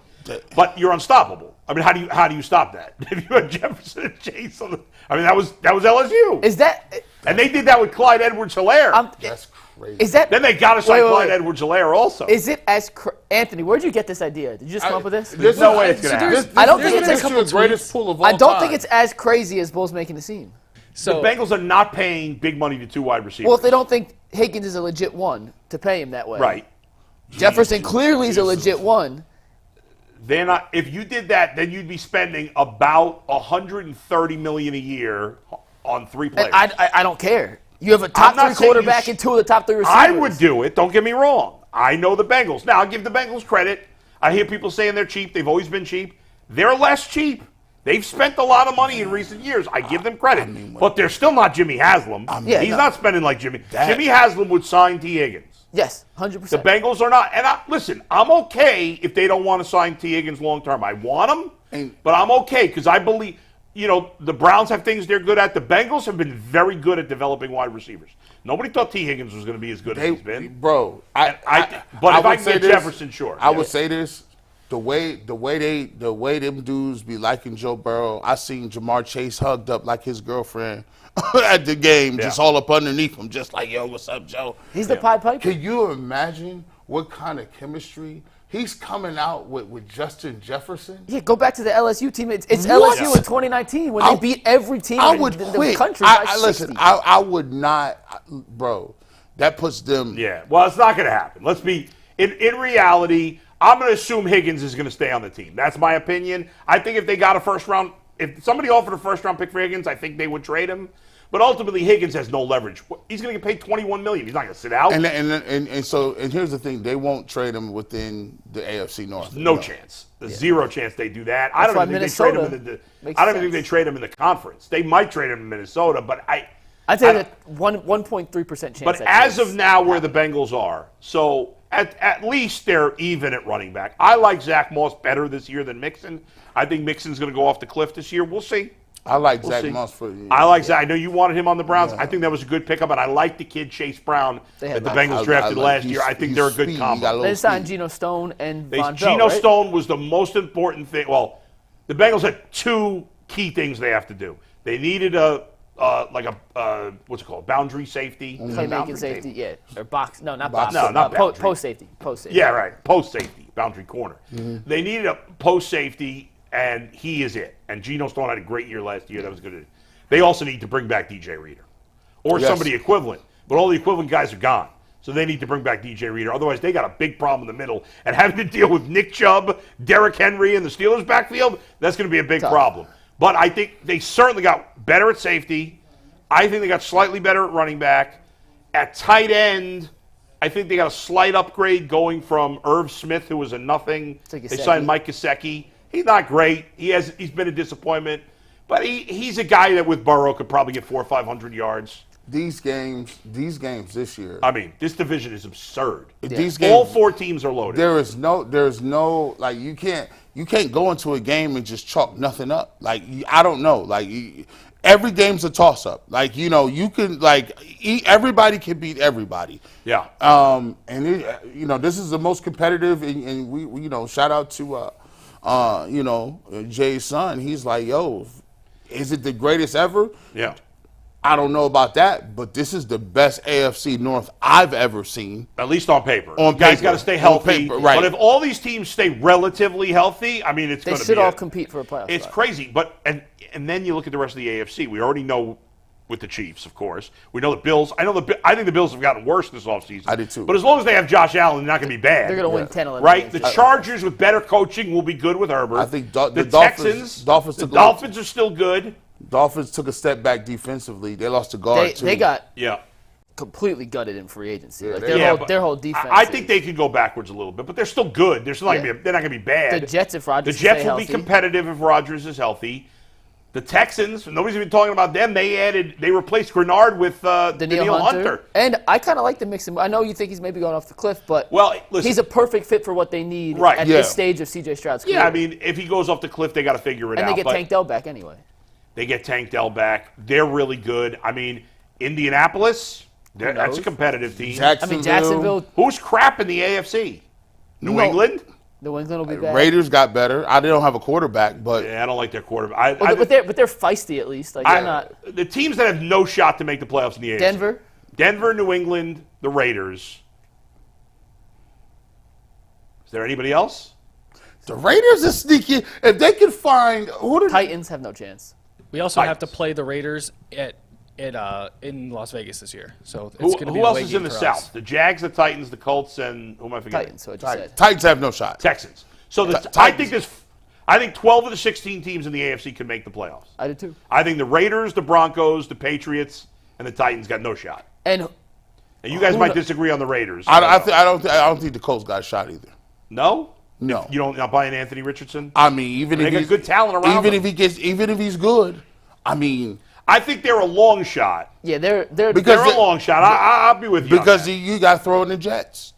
But they're not a bad team. Like No, they're not a bad team. Even if they're not a playoff team, they'll win 7 games. I mean, the Browns and Steelers could both be better than they were last year and have worse records in 2024, just based on how no doubt. difficult the schedule is. Same thing with the Ravens. Well, the Ravens won't be better. But they- I'm just any team in this discussion. I'm just using Yeah. those two for an example. Who It's- were 10 it's and 7 tough. and 11 and 6. It's tough. like the schedule is way more difficult, not just for the Browns, by the way. yeah. For every team in the AFC North, like they play. I think the they could AFC be 4 of the West. 5 outside of Kansas City, the 4 best teams in the AFC. I mean, I think Buffalo's there, and I think the Texans Yeah, are there. they could But be. Yeah.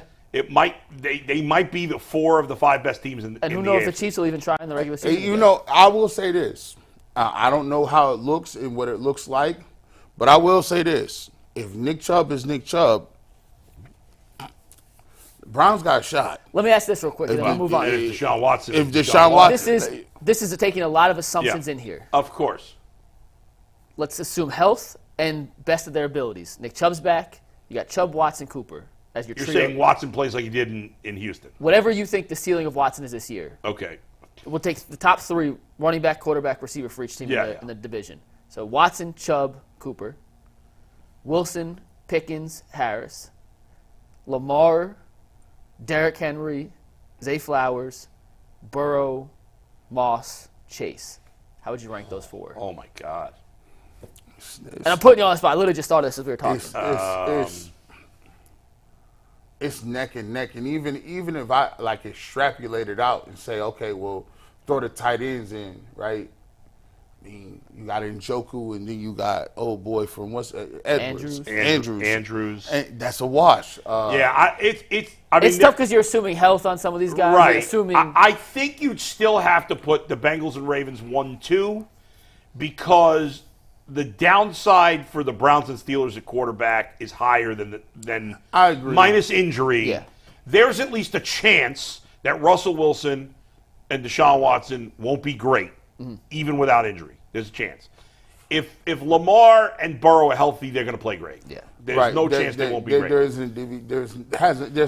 not much deviation. The Bengals definitely are last at running back, but are first in. but receiver. I would argue they're first at quarterback and first at wide receiver. Definitely first at wide receiver. There's no too. debate there. If we're taking health, I would If agree. health out of the equation. So, And we make a I poll mean, for this. it is just. It's close. I would say by this. I'm trying to think about. I think the Bengals are first by the slightest of margins. I feel like I'm going to put the Steelers last because I think even with their highest upside, Watson's highest upside is higher right than- there with Lamar and Burrow. Yes. It's just he's less likely to hit it than Lamar and Burrow, but it's right there if he reaches And it. Russell's ceiling's the lowest of the 4 He ceilings. is the lowest ceiling. But then yes. you look at defense. Well, no, if we added those things, the Ravens and the Bengals Browns would lose. The Bengals have the worst defense of the 4, Yeah. so they would drop. But if we're just doing I'm just doing quarterback, those 3 for the quarterback, sake of running this. back, number 1 wide receiver, I think I would go Bengals 1. I'm really having a tough time between the Browns and Ravens for 2. I think I'd go Ravens 2, Browns 3, Steelers 4, but it's very close. And I think that's probably my answer too. Yeah. And even though I'm saying you're assuming health here, yeah, we don't know when Chubb's coming back per se, which I know does. right. But even if he's healthy, he might not be Chubb at least early. and that's It's what I'm possible. saying. That's what I'm saying. And him Yeah. and Henry, even though Henry's a little older, like The only Pick thing, and choose the your- only your thing true that helps superstars. you with Chubb is Chubb got hurt the second game of the season. he'll be fresh as hell. Yeah. So technically, he's already missed how many months? It's dang near. Right, it's been a lot. The only thing is because it was multiple tears. Yeah, man, you wonder, multiple I don't surgeries. know. Listen, to me, as I've said before, I compare him to Adrian Peterson. And Adrian Peterson was great the year after he came back from a serious knee injury. If anybody could do it, it's Nick Chubb. If he comes back. Yeah. I mean, the Browns, put it like this. The Browns are right there with all of them. Yeah. I think it is going to come down to the quarterback play. Lamar Jackson, you know what Burrow's going to give you. If you can get Deshaun Watson to play like Deshaun Watson used to play, Yeah. Browns have good champions than anybody. If Deshaun Watson plays at that level, and I know, and I'm not as confident as I was when they first got him, but I still think it's in there. If he can get back to that level, then the Browns are a legitimate Super Bowl contender. There's no doubt. We're going to spend the next 4 months having 1,000 different conversations on the Browns to end everyone with, well, if Deshaun doesn't play like this, Right. That's it. That's the bottom line. It's the truth, though. The team is better. very good. Yeah. There's I would say the weakest position group is probably linebacker. And you need one. And it's not bad. And JOK's coming off a Pro Bowl season, and you signed a quality veteran. Yeah. And the only reason I'd say it's the worst position is because the only position they really have no depth. So if your worst position is a position where you have 2 good players. They got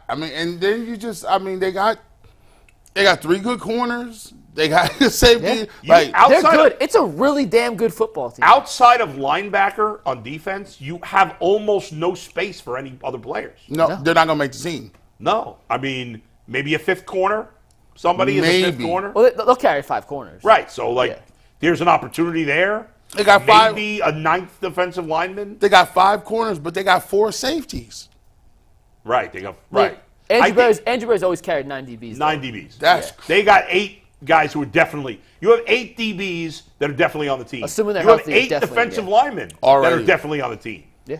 So, what are you going to keep? At most 18 between those 2 positions. Probably only 17. Probably, it'll be 17. He only dressed 8 defensive linemen and 9 DBs. Quiet is kept. Like, if you think about it, you got. This is one thing that we're going to talk about. Yeah. Who's starting these tackles? Because I don't hope people. DeJuan Jones. Are people thinking he's going to come off the bench? The more I think about it, I think Conklin's not going to start next year. No, he's not. If everybody else is healthy. You can't put DeJuan on the bench. Yeah, that's can't. In the last couple of years, that's arguably been the worst move by Andrew Berry is the Conklin extension. I don't know if for me, it can one of those guys kick down to a guard. I guess I is doubt DeJuan it. too big to play guard? Physically? Yeah, but what are you saying? You're saying they should trade one of the guards? Oh no, you can't do that. So what's the point? Right. No, we need a new fullback. Yeah. I mean, Nick the Nick Harris position. I mean, the reality that's crazy, right? The reality is that all 3 Browns tackles have injury problems. Have injury issues. Yeah. So I'm cool with it. You have all 3. Listen, if all 3 are healthy and ready to go week 1, that's a good problem to have to deal with. Yeah. Dunn is a backup. Whippler will probably make the team. I think Whippler's a lock now. Jay. So that's your 9 offensive linemen right there. That's crazy. Yeah. So the Browns. I still think they're going to draft an offensive tackle though because of the injury issues and because and that's another. Sorry to cut you off, Mike. Well, no, but and the fact that you have to make a decision on Will's upcoming free agent. Yeah. You can't cut Conklin right now, but you can cut him next year to eat. Right. It's still a big dead cap hit, but you could still eat that if he's not playing because the rookie's younger. The Browns are going to draft some guys that they have no intention of playing this year at all. Yeah. Because they're like, okay, we need a tackle for next year. We need this for next year. Like, we're going to draft a wide receiver that we're not going to expect anything from this year. I mean, if the guy ends up making an impact, so be it. But because, you got to think ahead because right now there's just not spots. Like, what position could they draft where a guy is likely to get playing time? A 3rd tight end? 2nd. I mean, you got Akins. You got Njoku. I don't know. If you get a blocking tight end, he can play right away. Harrison Bryant, he's out of here. Free agent. Well, he hasn't signed with anybody as far as I can tell. So, yeah. Yeah. Any other transactions in the last 24 hours that we haven't hit on with other teams? I wrote down. Note? Let me what see. do you got? I don't know. We may have hit on all of them. Hold on. Here, Mike, while you look at that, I put up the poll for which trio our chat thinks is the top one. I mean, our fans are going to say it's the Browns at 46%, with the Ravens at 33%, Bengals at 20%, and Steelers at 1%. They were sitting at 0 for most of that. They have the worst quarterback, so. Yeah. Steelers will be But they're scared. still gonna They're be going to be good. scared. This The year. only other things I noted in the overall free agency picture, Yeah. the big losers in my mind, Justin Fields. Ooh. They Yeah, have he no need to idea. get- Like, I think at this point, a 5th or 6th round. I pick heard can get somebody, Justin Fields. I don't know who said this. I can't remember now. I do know who said this. Chase Daniel, remember the former quarterback, longtime yeah. backup quarterback? He said this, and he's right. He says the Bears should not trade him now. At this point, he has. Yeah, you might as well. Because keep what him. are you going to get for him? Nothing. Yeah. What you do is, he's like, Justin Fields is a good locker room guy. It's not going to be an issue. Yeah.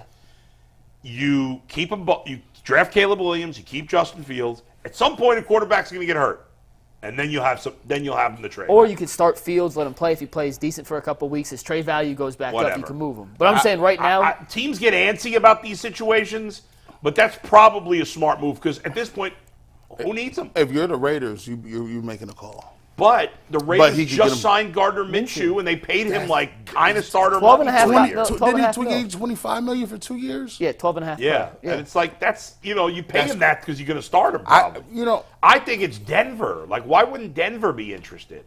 Sean Payton just must not like him. I guess, Like, it just or must be a- maybe Denver does like him, but they're like, I'm not giving up anything because you got nowhere else to trade him. I don't know if they have anything to give up either. After I the Russell think- Wilson I think- trade. 5th or 6th round. I pick. think they want to Yeah. tank. I'm just be honest. Who? with The you. Broncos? Yeah. I mean, they've gotten rid of a ton of guys. Yeah, They're going to draft a quarterback too. And by the way, you know how you said before they got him for free because it's a 5th and 6th round pick? Yeah. Even more so now because the Browns don't need all those extra. For so many years, as you know, G, the Browns needed every draft pick because they had no talent. But now they're so deep everywhere, those 5th and 6th round picks are even more useful. and right. one more thing on the draft with the Browns, by the way. Yeah. So this is a weird draft because of the COVID year. Yeah. There's way fewer Older underclassmen, players. older players. Yeah.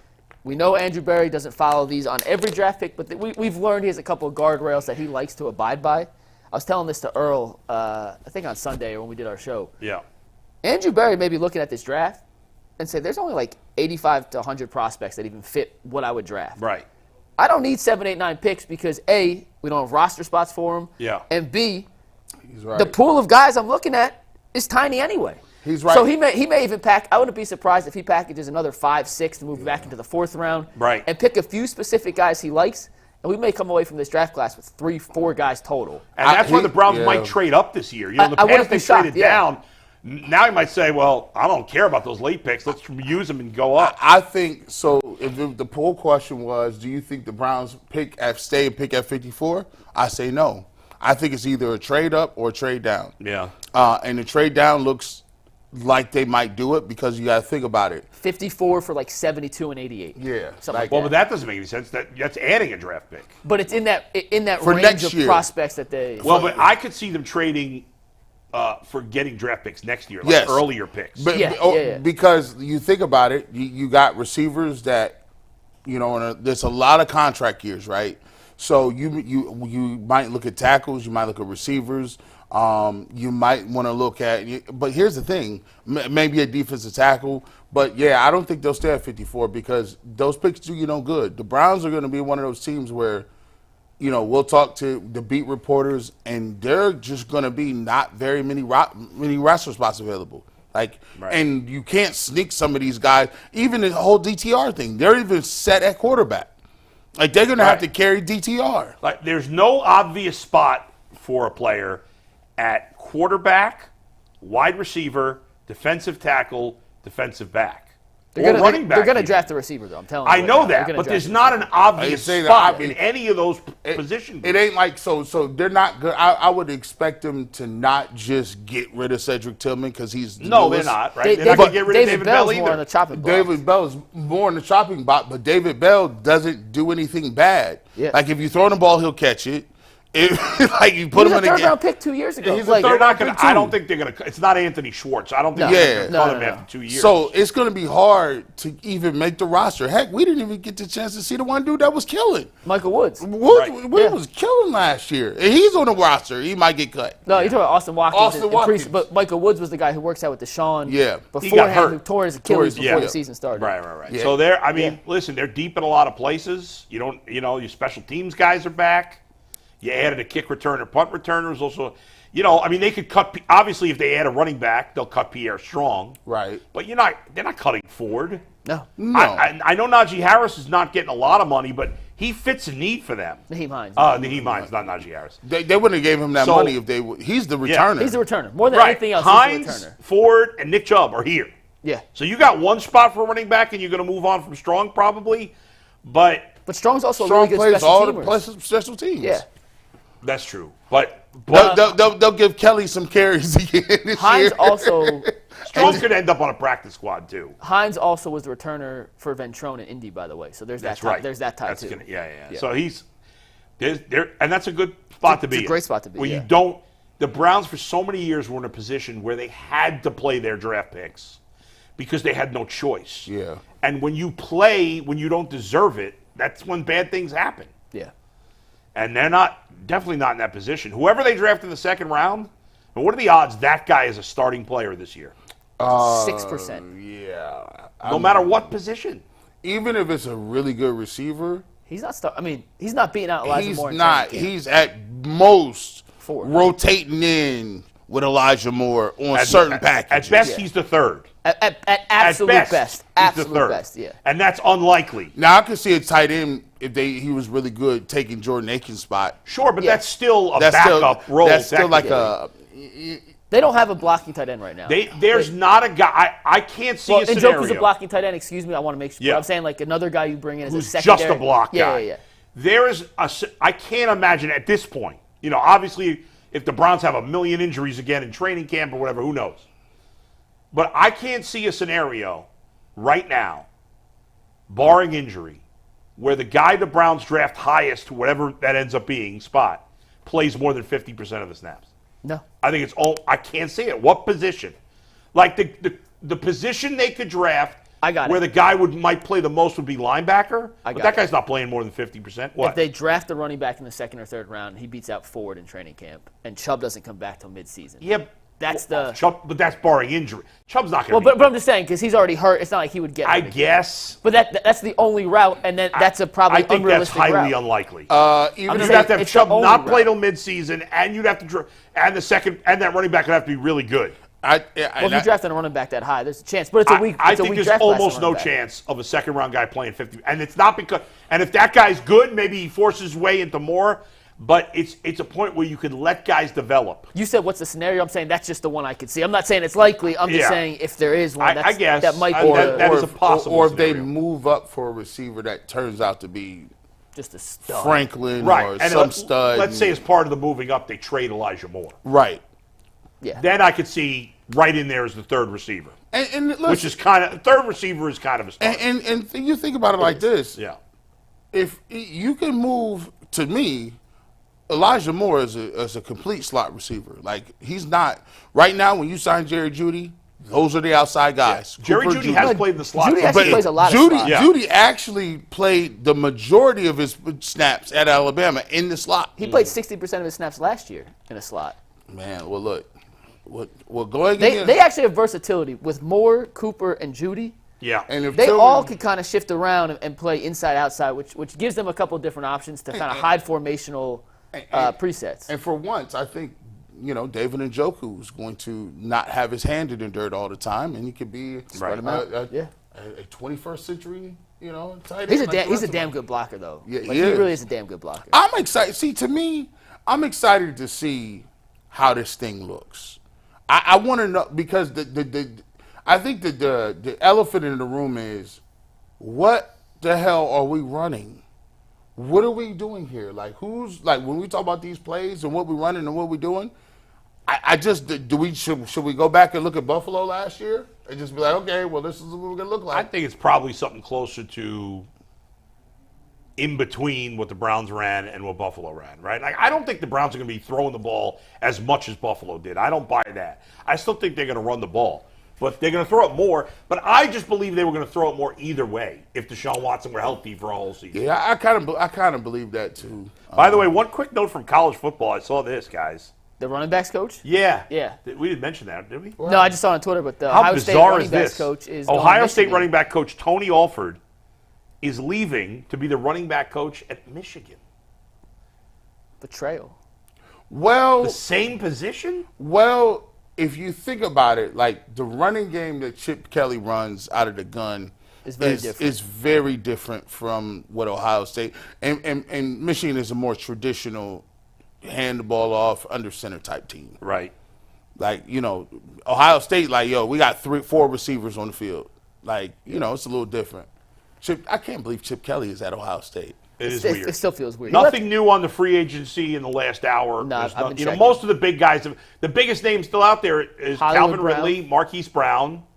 Tyler That Boyd is and DJ Reader. That is how is Yeah. the top 2 one of the top 5 receivers still out there on the board? Yeah, the Ridley thing we talked Ridley about. thing- Why Brown's still out there, I'm not sure. Well, I'm just curious if Mooney getting $13 million and Gabe Davis got $13 million. And he's thinking like, If I want Hollywood's 17, like, 20. I want exactly, and no Mooney teams want to got match that yet. 13 big guys Yeah. done nothing for 2 years. Yeah. So it's crazy, but those guys are still out there. Reader's the big name defensive There's a couple player. of veteran offensive linemen that are good players. Eric Armstead. What about He's getting cut today. Brandon Ayuk? That was a trade rumor. That wasn't Yeah, free he's agent. not a free He's not agent. free No. And then we talk about the running backs. Alexander Madison, J.K. Dobbins is out there. And one more name to keep an eye on. Yeah. Not a free agent yet, but something that could come about. The Indianapolis Colts have signed Grover Stewart, re-signed him. They signed Raekwon Davis. They're paying a lot of money to their defensive tackle room, and DeForest Buckner could be a guy that ends up getting cut. I'm not sure the Browns have any room and or interest, but just Bro. another big name that could hit the free agency market. If DeForest Buckner is any, I remember watching the Colts the one year that we went 10-6 or whatever, or with Baker, and I remember DeForest Buckner and them dudes just shutting down Chubb and Hunt like it wasn't nothing, like they was kicking them in the face. By the way, before we move on to basketball, this is the elephant in the room we have to address. Has anybody else noticed that our guy Steve Becker, our executive producer, he is feeling himself in our text groups lately? Have you noticed this? He's like over the top cocky with his Eagles. Because He's over the top cocky with Michigan. Because they got Saquon. And He's kind of taking little pot shots at the Browns here. They got Saquon. And, okay, I see what you did. I like the move.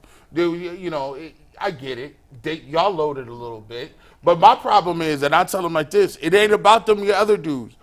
We crowned Jalen Hurts way too early. Oh, boy. Let's not act like Tua didn't come get his minutes at Alabama. And let's not act like he gets half of his money off these tush pushes. Now we're going to see what Kelsey going to do. Without Kelsey, that's right. What are we doing?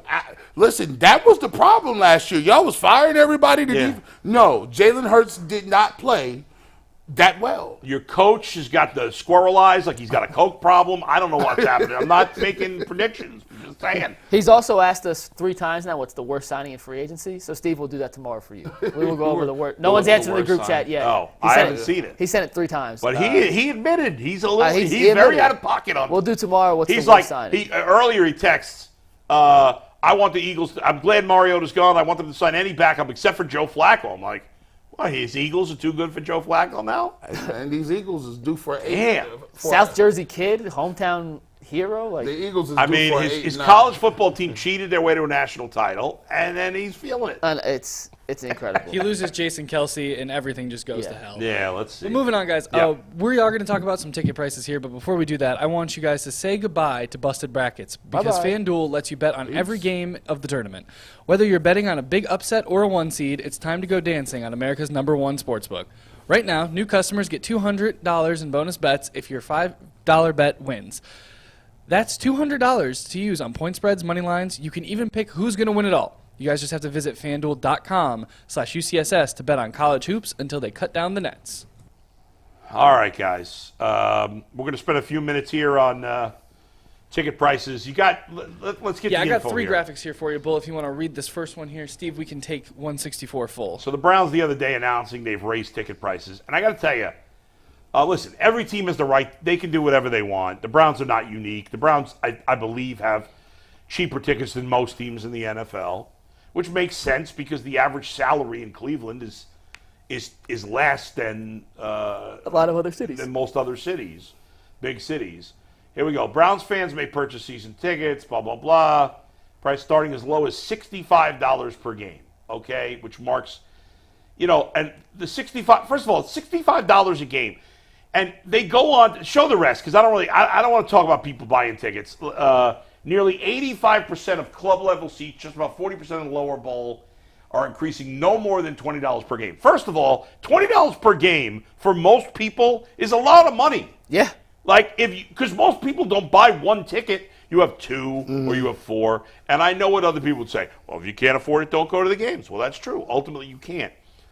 But Errol and I were having this conversation earlier today. As the only, well, besides Mike, the only person here that's not from Northeast Ohio, and as I've been here a long time, the sports teams in Cleveland, and especially the Browns, are part of who you are as being someone from Northeast Ohio. Is that fair to say? I agree. It's part of your DNA, I feel like. Yeah. More than any place I've ever been, certainly more than New York. And New York's a great sports town, but it's different, Mike. Way different. It's not in the blood. It is for some people.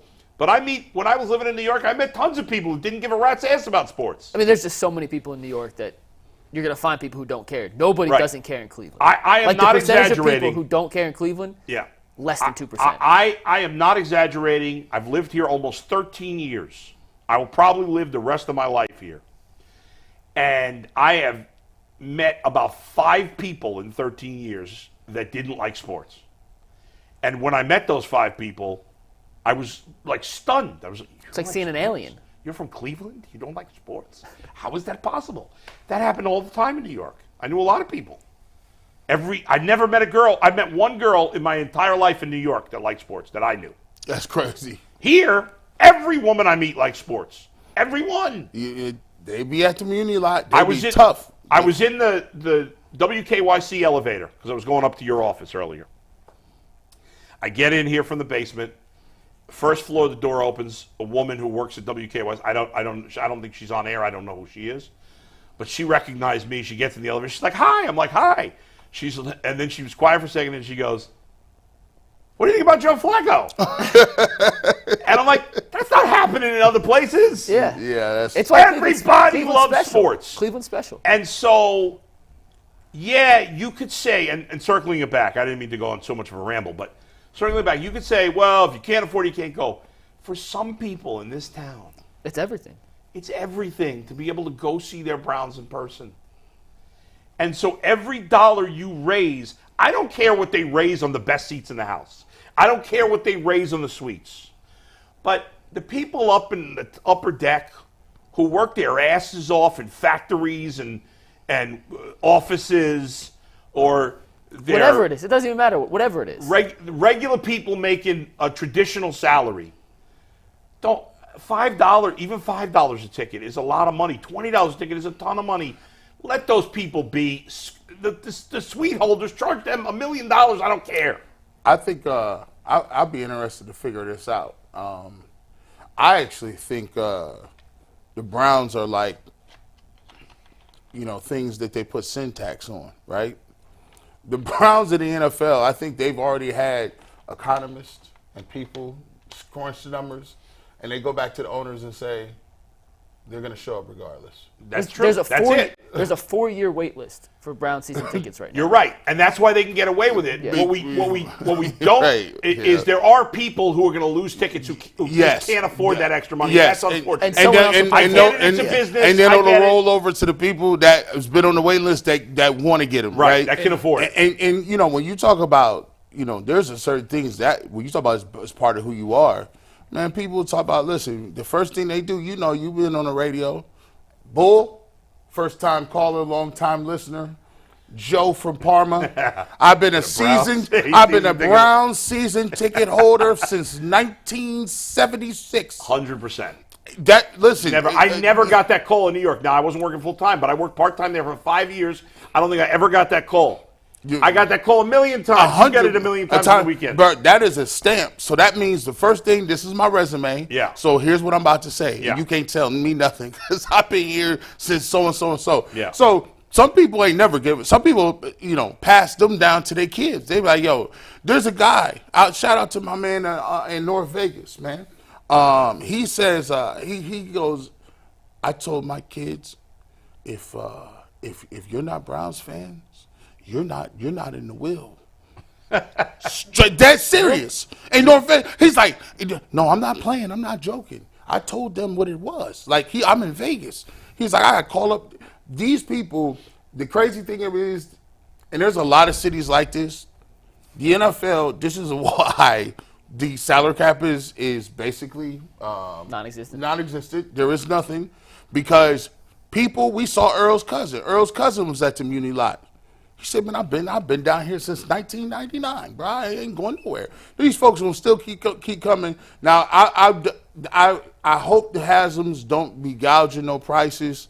Like, I'm with you. If it comes to like the corporate people and the box people, make them pay. Yeah. We go at $5 for the nosebleeds, man. Yeah. So and again, it's a business. I understand. He has the right to do whatever he wants, but I hope they consider the rank and file people in the upper deck that every dollar matters to. Browns fans and people in Cleveland, their affiliation with the Browns is a part of who they are. You nailed it. You go to the Muni lot, and we went almost every game this year. Yeah, right? The passion, the dedication, the pure dieheartedness you see from people in the Muni lot on a Sunday morning is unlike any place I've ever seen before. And you from Texas. Texas is Texas, high school football in Texas is religious. I'm not from Texas, but I did work in Texas. But you from from Texas. But it is a cold, harsh reminder that no matter how much we as fans care about a team, they do not give a shit about you on the back end. No matter what happens. Not the Browns specifically. No. That is all 32 NFL teams. Yeah, of course. All 30 NBA teams. Every Major League Baseball team. You didn't know how many baseball teams there were. I think it's 30. It's 20. Yeah. I thought it was still 28. Yeah. No, 30. No, 30. Dang. I don't know how many hockey teams are. Maybe 30, idea. 32? No, they added one, so I think 32 now. But big picture, we care so much about these teams. On the flip side, these teams do not give a shit about us. No, that's true. It's a harsh reminder, but it's the reality of the situation. And Jimmy Haslam is looking to build a new stadium in Brook Park, potentially. No, he's not. He's just using that. Come on now. What you can say he's just using it. You can say it's true. Whatever you want. If he does, it's going to cost him at least $1 billion. And these prices, they raised the Muni lot last year, G. Yep. Raising ticket prices. Your money's going to help Jimmy pay for that. Is the Muni lot, does that go to the city or that doesn't go to the Browns, does it? I don't know. I think that's a city thing. I think that's the city. So not your Muni lot. I take that back. Your Muni lot raises, Yeah. blame the city. But these ticket prices do go to Jimmy. Yeah. And that's going to help him in some way, shape, or form pay for a new stadium. I tell you what, He ain't paying for it all himself. I tell you what, And it's bullshit, by the way. Let me clarify all that was saying it's bullshit. Yeah. I will say the Browns. I think they are. The fans did a good enough job of. The team will never go anywhere. Like, I think they're entrenched. It's not the same as the Packers. I still don't understand how the Packers fans own them. It's weird, strange. But I think the Browns are right behind them. You can't get rid of anything. The Browns are here forever. So at least it's good with that. All right. Let's, Ravens just traded Morgan Moses It's an offensive lineman, right? to the Jets for a 4th-round pick and a 6th-round pick. Was he a starter? Must have been if you got a 4th-round pick. Got 4th round. Schefter says the Jets have their new starting tackle. So the Ravens have lost 2 starting offensive linemen because what's his name's a free agent, the veteran who was originally with the Bengals. Been a really good guard forever. I can't think of his name. Not Yonder. I don't know. It doesn't matter. But that's interesting. They must have a guy they think can replace him. Go ahead. All right, guys, other than that trade, did you know that even if you have a 401k for retirement, you can still save in an IRA? Robinhood has the only IRA that gives you a 3% boost on every dollar you contribute when you subscribe to Robinhood Gold. But get this. Now through April 30th, Robinhood is even boosting every single dollar you transfer from other retirement accounts with a 3% match. That's right, no cap on the 3% match. Robinhood Gold gets you the most for your retirement thanks to their IRA with a 3% match. This offer right now is good through April 30th. Check out Robinhood.com/boost. Subscription fees apply. All right. We're going to actually switch gears here in a second and switch gears and talk some football, some basketball. Excuse me. Yeah, there you go. I'm surprised the Ravens traded their second starting offensive lineman. Oh, there's another trade. The Texans are trading defensive tackle Malik Collins to the 49ers. There's a lot of moves Interesting, happening. Yeah. It's a lot. This is the most moves I haven't seen in a long time. It's been crazy. I'm trying to see if there's anything else that's happened here in the last few seconds. That seems to be it. Okay. NBA, Yes. right? You know how I feel. Just get me to the playoffs. I don't care anymore. But one of the important things we need to know, and we may not be able to find out to the playoffs, is can Darius Garland get things done when it matters in crunch time? Darius Garland had a great game the other day against Phoenix. But when it mattered down the stretch, he failed. Yeah. Mike, you have some numbers on him late in games, right? And they're not pretty. Yeah, so somebody asked if I could kind of sort and figure out why Darius has struggled late in games. So I did the best I could, and I kind of dug into some of the numbers, went back and watched some tape, and before we get into any of this, let's preface with something. Darius isn't the reason they're losing these games. Like, this is not blaming everything on Darius. This is just showing. He's part of the reason they're losing but games. We did this on the Ultimate Cavs show yesterday. Yeah. Like, he scored 30 points last night. How are you blaming him for the loss? We're not blaming Darius for the loss. Right. We're just saying he needs to play better when it matters most, and these numbers are going to back it up. So since February 28th, that was the game they played Chicago, double overtime. Donovan Mitchell did play in that game. That was the last game he played, but This is not a huge sample size that you've given us. 8 games. But this is since he's been the primary closer. This is DG as the lone closer, because in that Chicago game on February 28th, that's when Donovan was under the weather. He had just played the game against Dallas. It was the last game he played, so Darius was the guy they relied on to close the game. So it's 8 games. Not a huge sample size, but I'm going to give you the quarter-by-quarter numbers. And you can pull up the tweet so people can see and follow along. So in 8 games since then, I know it's small for you guys if you're watching your phone, I'll read you these numbers. In the first quarter, he's averaging 6.3 points per game, shooting 43% from the floor, 44% from 3, is averaging 2.5 assists per first quarter, and just shy of 1 turnover. In the second quarter, he gets red hot, 7 points per quarter, 53% from the floor, 65% from 3, 2 assists, and less than half a turnover. Great first half numbers. You can live with that every day of the week. In the third quarter, still pretty good. 5.6 points per quarter, 47% from the floor, 53% from 3, 2.1 assists, and just over half a turnover. But in the fourth quarter, this is where it kind of falls off. Now, granted, a lot of players' numbers drop off in the fourth quarter. I was about to say that because defense picks up in the fourth not quarter. Completely out of question, but these dips are extreme even for... They are. These are extreme dips. He drops from the first 3 quarters being around 45 to 50% and 50% from 3 to 27%, averaging fewer than 3 points per quarter, 29% from 3, more turnovers than assists, which that trend does not qualify. And in clutch moments, which are the last 5 minutes of a game of a 5-point game. So overtime, last 5 minutes of the fourth quarter, 5-point game. This is where it's been extremely difficult for DG.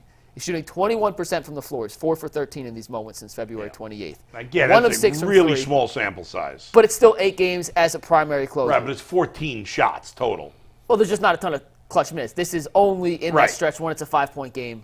It's actually the most field goal attempts of any player since February 28th in the clutch time moments of any player in the league. Any player in the league? Well, they've played in 3 overtime periods. Oh, okay. They've come down the stretch against Phoenix. So small sample size, but actually big sample size for this specific metric. In fourth quarters in total since then, he's played 74 minutes. His 9 turnovers lead the NBA. He's got 27 total points, 7 assists to 9 turnovers. He's a negative assist turnover ratio. It's awful. So the numbers don't look good. How do you explain it? So 2 things. To me, it proves most importantly that they need Donovan Mitchell back, which we all knew from the get-go. That is not some sort of giant culmination. Yeah. But Darius, when counted on, and considering this year he's just been a little finicky on his 2-point shots, I do think the lack of strength he has from when he lost 12 pounds with the jaw injury has prohibited his ability to take contact in the paint. Gee, I hear you laughing. Yeah. Do we know if he's gained any weight back? It's so hard to put back on weight in the season. That's true. I haven't asked. No one's asked how much he weighs, but... Well, we talked about this earlier when G talked about picking up basketball. It's how you it's so hard. Cardio, so hard to put on weight. So I think that does prohibit him from getting to the paint. But 2, and most importantly, I just think he's a bit hesitant on some of the plays that he has made in the past that he isn't making now. And I go back to the Minnesota game. He got blocked by Naz Reid on that last second regulation shot, right? Mm-hmm. In overtime, blows by him twice with ease. Now, why in the first situation are you settling for a sidestep 3 with 4 seconds on the shot clock? Or 4 seconds on the game clock? Right. When You know you can get by him. You did it twice in overtime. Teams are doubling him. They're sending traps off the high pick and roll. They're not getting a ton of movement from the other guys in the court. To me, this screams one thing. If you need Darius to be your closer, he's probably not the guy going to get the job done more frequently than not. As a secondary guy, his fourth quarter numbers prior when he plays with Donovan Mitchell are pretty damn good. So it kind of even this year. Even this year. Okay. Kind of solidified in my mind. Jason said he doesn't think he's in the final five yesterday. I think as a secondary guy who can create 4-on-3 after they blitz Donovan, more than capable of. But as the lead guy, my confidence 2 weeks ago was, he could do it. I'm not so sure that's still the case. I like the analysis. I just think that Darius Garland, I don't think he has an elite trait. That's not a knock against him. Like I think he's really good at pretty much everything, right? But when it comes to, you talked about that game in Minnesota, he's not an elite finisher like Kyrie Irving. That's why Kyrie Irving is so good. Kyrie Irving can finish left, right, foul, hit him on the hand. He's not getting the call. He's still finishing that. He's not really if you're a point guard, he's not an elite. Off the pick and roll, I'm shooting the ball. He can hit threes at a nice clip, but he's not Steph. He doesn't have the size like Luka, who's 6'7", that can be a maestro. He's not an elite passer that's gonna give you 10, 12 assists like Halliburton. And he doesn't even have even when you look at it, Devin Booker is not a point guard, but Devin Booker is solid. Devin Booker get to his spot right mid-range. I'm knocking that down every single time. They're different players. I mean, Booker and Garland is apples and oranges. Right, but here's the thing. In this league, you gotta have as a player, if you're gonna be a star, you gotta have an elite trait. I don't know if he's an elite finisher. I don't think so. I think he's just a really good finisher. I don't think he's an elite knockdown shooter. Can he shoot well? Yeah, sure. Is he an elite facilitator? No, he can get you 5-6 assists. Yeah. So what happens in crunch time is when they blitzing you and they bringing in these pressures, they bring in traps, you got to be able to do something. Straight line dribble to the rack, I'm finishing. That's why it annoys me sometimes a little bit. The only thing I thought you say that may be a little unfair, you said, well, you don't trust him in a big spot. Right now it's fair. That doesn't mean he couldn't be down the line. No, I still think he's in that closing five. And the one thing I'll say, G brings up a good point. I've talked about this. Part of the reason I was ready to move on from Baker Mayfield, I'm bringing him back up, but is that when I looked at Baker, I didn't see anything he was elite at. Yeah. And I think to be an elite quarterback or just an elite NBA player, most elite NBA players have multiple things they they're got 2 or elite 3 at. things. You got to have at least one, right? Dennis Rodman was an elite rebounder. And size can be one of those, right? Whatever. Ben Simmons is still in the league because of what? He's 6'10". But ultimately, after seeing Baker for a while, I was like, he's good at a bunch of things, but he's not elite at anything.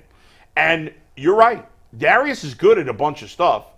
And I think comparatively, he's a better basketball player than Baker is a football player. I'm not trying to make that exact comparison. But ultimately, to be a regular all-star, you got to be great at something, and he's not. One thing that, as you watch, because Donovan's not playing tonight, yeah, he could come back in the next game or two. Just one thing to keep an eye on from JV Bickerstaff and the Cavs as they close, and this is Donovan and Darius reliant. How can you kind of fix this? I'm not sure there's one fix, but I go back and I look at the end of the Phoenix game and the Minnesota game.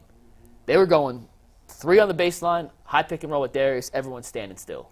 I hate it. Darius averages, he has one of the highest dribbles per touch rate in the league, one of the highest seconds per touch. He holds the ball a lot, which is what he's being asked to do in these situations, so I'm not saying that's an issue with his. What helps with Donovan is if you have Donovan on the court, he could be the creator. When they get out of his hands, all right, now Darius goes attacks the secondary defense. Well, without Donovan, it's Darius up top. Let's get some movement, JB. Let's have some guys coming off screens instead of just running pick and roll and having Darius have to create against 2 defenders with 3 guys standing still and him having to kind of pick and choose where I can and can't go based on where the defense is. I'm not letting JB off the hook for this either, because there are too many possessions where even if Darius doesn't get something going, He just has one guy in the corner, one guy in this corner, and one guy standing on the wing, and there's really no space for him to even operate. Nothing. So I don't want to put it all on Darius. Like he needs to play better in the crunch time. Don't get me wrong. He's got to make some more shots, be a little better, a little smarter with his decisions. But I want to see them get into offense earlier. I don't want to see him standing at half court with 6 seconds on the shot clock as a pick coming up. And I really want to see some motion from the other 3 guys on the court who aren't involved in some sort of pick and roll to get things moving to at least open up the defense. That's my problem with JB. When you see games like that, I used to have games like that when LeBron was here the first time. You used to see But you can do that with LeBron. But Darius ain't LeBron, and neither's Donovan. But we still used to lose with LeBron doing that. Like it's because the defense is set and it knows what's coming and it can lock in. And he's 6'8", 260 or something. So why are they doing it? Because JB's not running nothing. But why? What do you think the reason is? JB's not. He set me up like this because I think JB Bickerstaff is a below average to bad head coach. When you are watching these other teams and they come out of timeouts or they need something or they need to call a timeout to stop something, they're coming with their best plays. I need to get KD. KD was unstoppable the other day. Him and Booker, nobody else. We're going to run our action. KD, boom. Open shot, we're knocking it down, back up to 12, right? When we should be cutting the lead. Darius Garland played that well. 7 and 10 from three-point line, 30 points. He had some assists. You know what that means? That means that they was okay with him getting that. Go ahead, Darius, get that. Yeah. But as long as Isaac Okoro don't get you 15, or Jared Allen don't have 25, we okay with you doing all that dribbling up the top because we gonna get a turnover or 2 in crunch time, and that means the rest of your guys are just standing around. I hate that type of basketball. I love ball movement. It's so much more fun to watch. Yeah, I would much prefer, and I think they'd be better suited if they weren't playing Darius, create 3 guys stand around and run some sort of set to get somebody coming off some weak side action. Right. Just so even if it is a pick and roll and you're just disguising what's happening on the weak side, the defense isn't just set like, there's Darius running a pick and roll. Okay, we're going to follow his eyes and follow the play. But why is it different? Why is it different when we saw, okay, you got 1 point guard, 1 big, 1 ball handler, while all of a sudden it's Darius Garland when he got the rock. You can't run what you was running before. You still got shooters. What happened to that movement? What happened to the like when they were 18 and 2? When they was 18 well, and 2. there's spacing, but if no one moves, spacing doesn't really help you. So how the difference is Donovan was playing like a top 5 player in the league, and Darius is not that. Okay. And here's the thing that was the best stretch of Donovan's career. And the elite factor that Donovan Mitchell has is you can't stop him from getting to the basket. Yeah. You just can't. Yeah. And he's physical, and you can't knock him off the point. And real quick, you talk about spacing in this situation. I know we got super chats. Yeah. Donovan drives, gets in the paint. Guys have to help. Yeah. That opens up the shooters. Yeah. Darius does not have the finishing ability of Donovan. Yeah, and just frankly isn't as dynamic once he gets to that spot, so they're not helping off as far, which cuts off passing angles, and the shooters aren't as open. All right, let's leave it there. I wanted to get into the comments from Nick Saban that pissed me off. We'll do that tomorrow when Tyvis and Jason are with me on the panel. Dang it, what did he say? I wanted to know. I wanted to talk about it. Well, after we do it tomorrow, you get to comment on Friday. You'll be back Friday, right? You're on Friday. Yeah, all right, man. Go ahead, Anthony. What do you got? Yeah, before we get into the Super Chat, guys, I just want to give a shout-out to everybody watching today. Y'all have been great. Remember to like and subscribe so you get notifications from when we do all of our spin-off shows. Ultimate Guardians announcements coming soon. Let's do it right now. Are we making that now? Can we make that right now? How many Super Chats we got? Go ahead, Bull. Let it rip. You want to do your Super Chat real quick? Yeah, here. We'll do the Super Chat real fast. It comes from D-Dog. He just says, don't forget about Michael Woods, too, who tore his Achilles while working out with Watson. He's never really gotten a good look. Let's see him in camp. Yep. All right, here's the announcement. Obviously, we've been running our bunch of shows, the Ultimate Cleveland Browns Show with G. Bush, the Ultimate Cleveland Cavs Show with Mike and Jason, and the Ultimate 216 Show with Earl. Am I forgetting something? Nope. Well, we've been telling you there's going to be an Ultimate Cleveland Guardian Show, and here it is. We're now ready to announce who the 2 hosts will be. We have figured it out finally. It's going to be me and Zach Meisel from The Athletic every Monday doing the Ultimate Cleveland Guardian Show. The time is a little bit in flux. Unlike the other sports that only play night games or Sundays, obviously baseball, and plus for the first time we're using somebody that's not on our show regularly, so Zach is traveling with the team. The tentative plan is for the show to be most weeks at 3 p.m., but there's going to be some flexibility. Some weeks will be live, some weeks we'll record it earlier in the day. But if you're a big baseball fan that's it. That feels like you're not getting any talk, Zach and I are going to do 30-minute show on the Guardians every single Monday starting the 25th. Yep. Starting March 25th through the end of the season, and then we'll go every 4 weeks after that once the season's over. But Man, that's crazy. Another good go. reason to subscribe. If the time That's varies, right. you'll still know when we go live. And Zach has great insight because he's traveling with the team, so I'm looking forward to doing that. So Zach and I will get going in 2 weeks. Best There you baseball knowledge in the city. If you don't like, if you say we don't talk enough baseball, you gonna get the nerd baseball. This is inside out deep nerd game. Crazy. Deep nerd baseball on Mondays. Yeah, G. Bush is 100% right. All right, any final thoughts before we go to overtime? No, sir. All right, what are we doing on Fun overtime? show. We're going to preview the Pelicans game tonight with the Cavs and keep our Cavs talk going. Maybe some television comments as well. That's all coming up on overtime. Ultimate Cleveland Sports Show. Peace.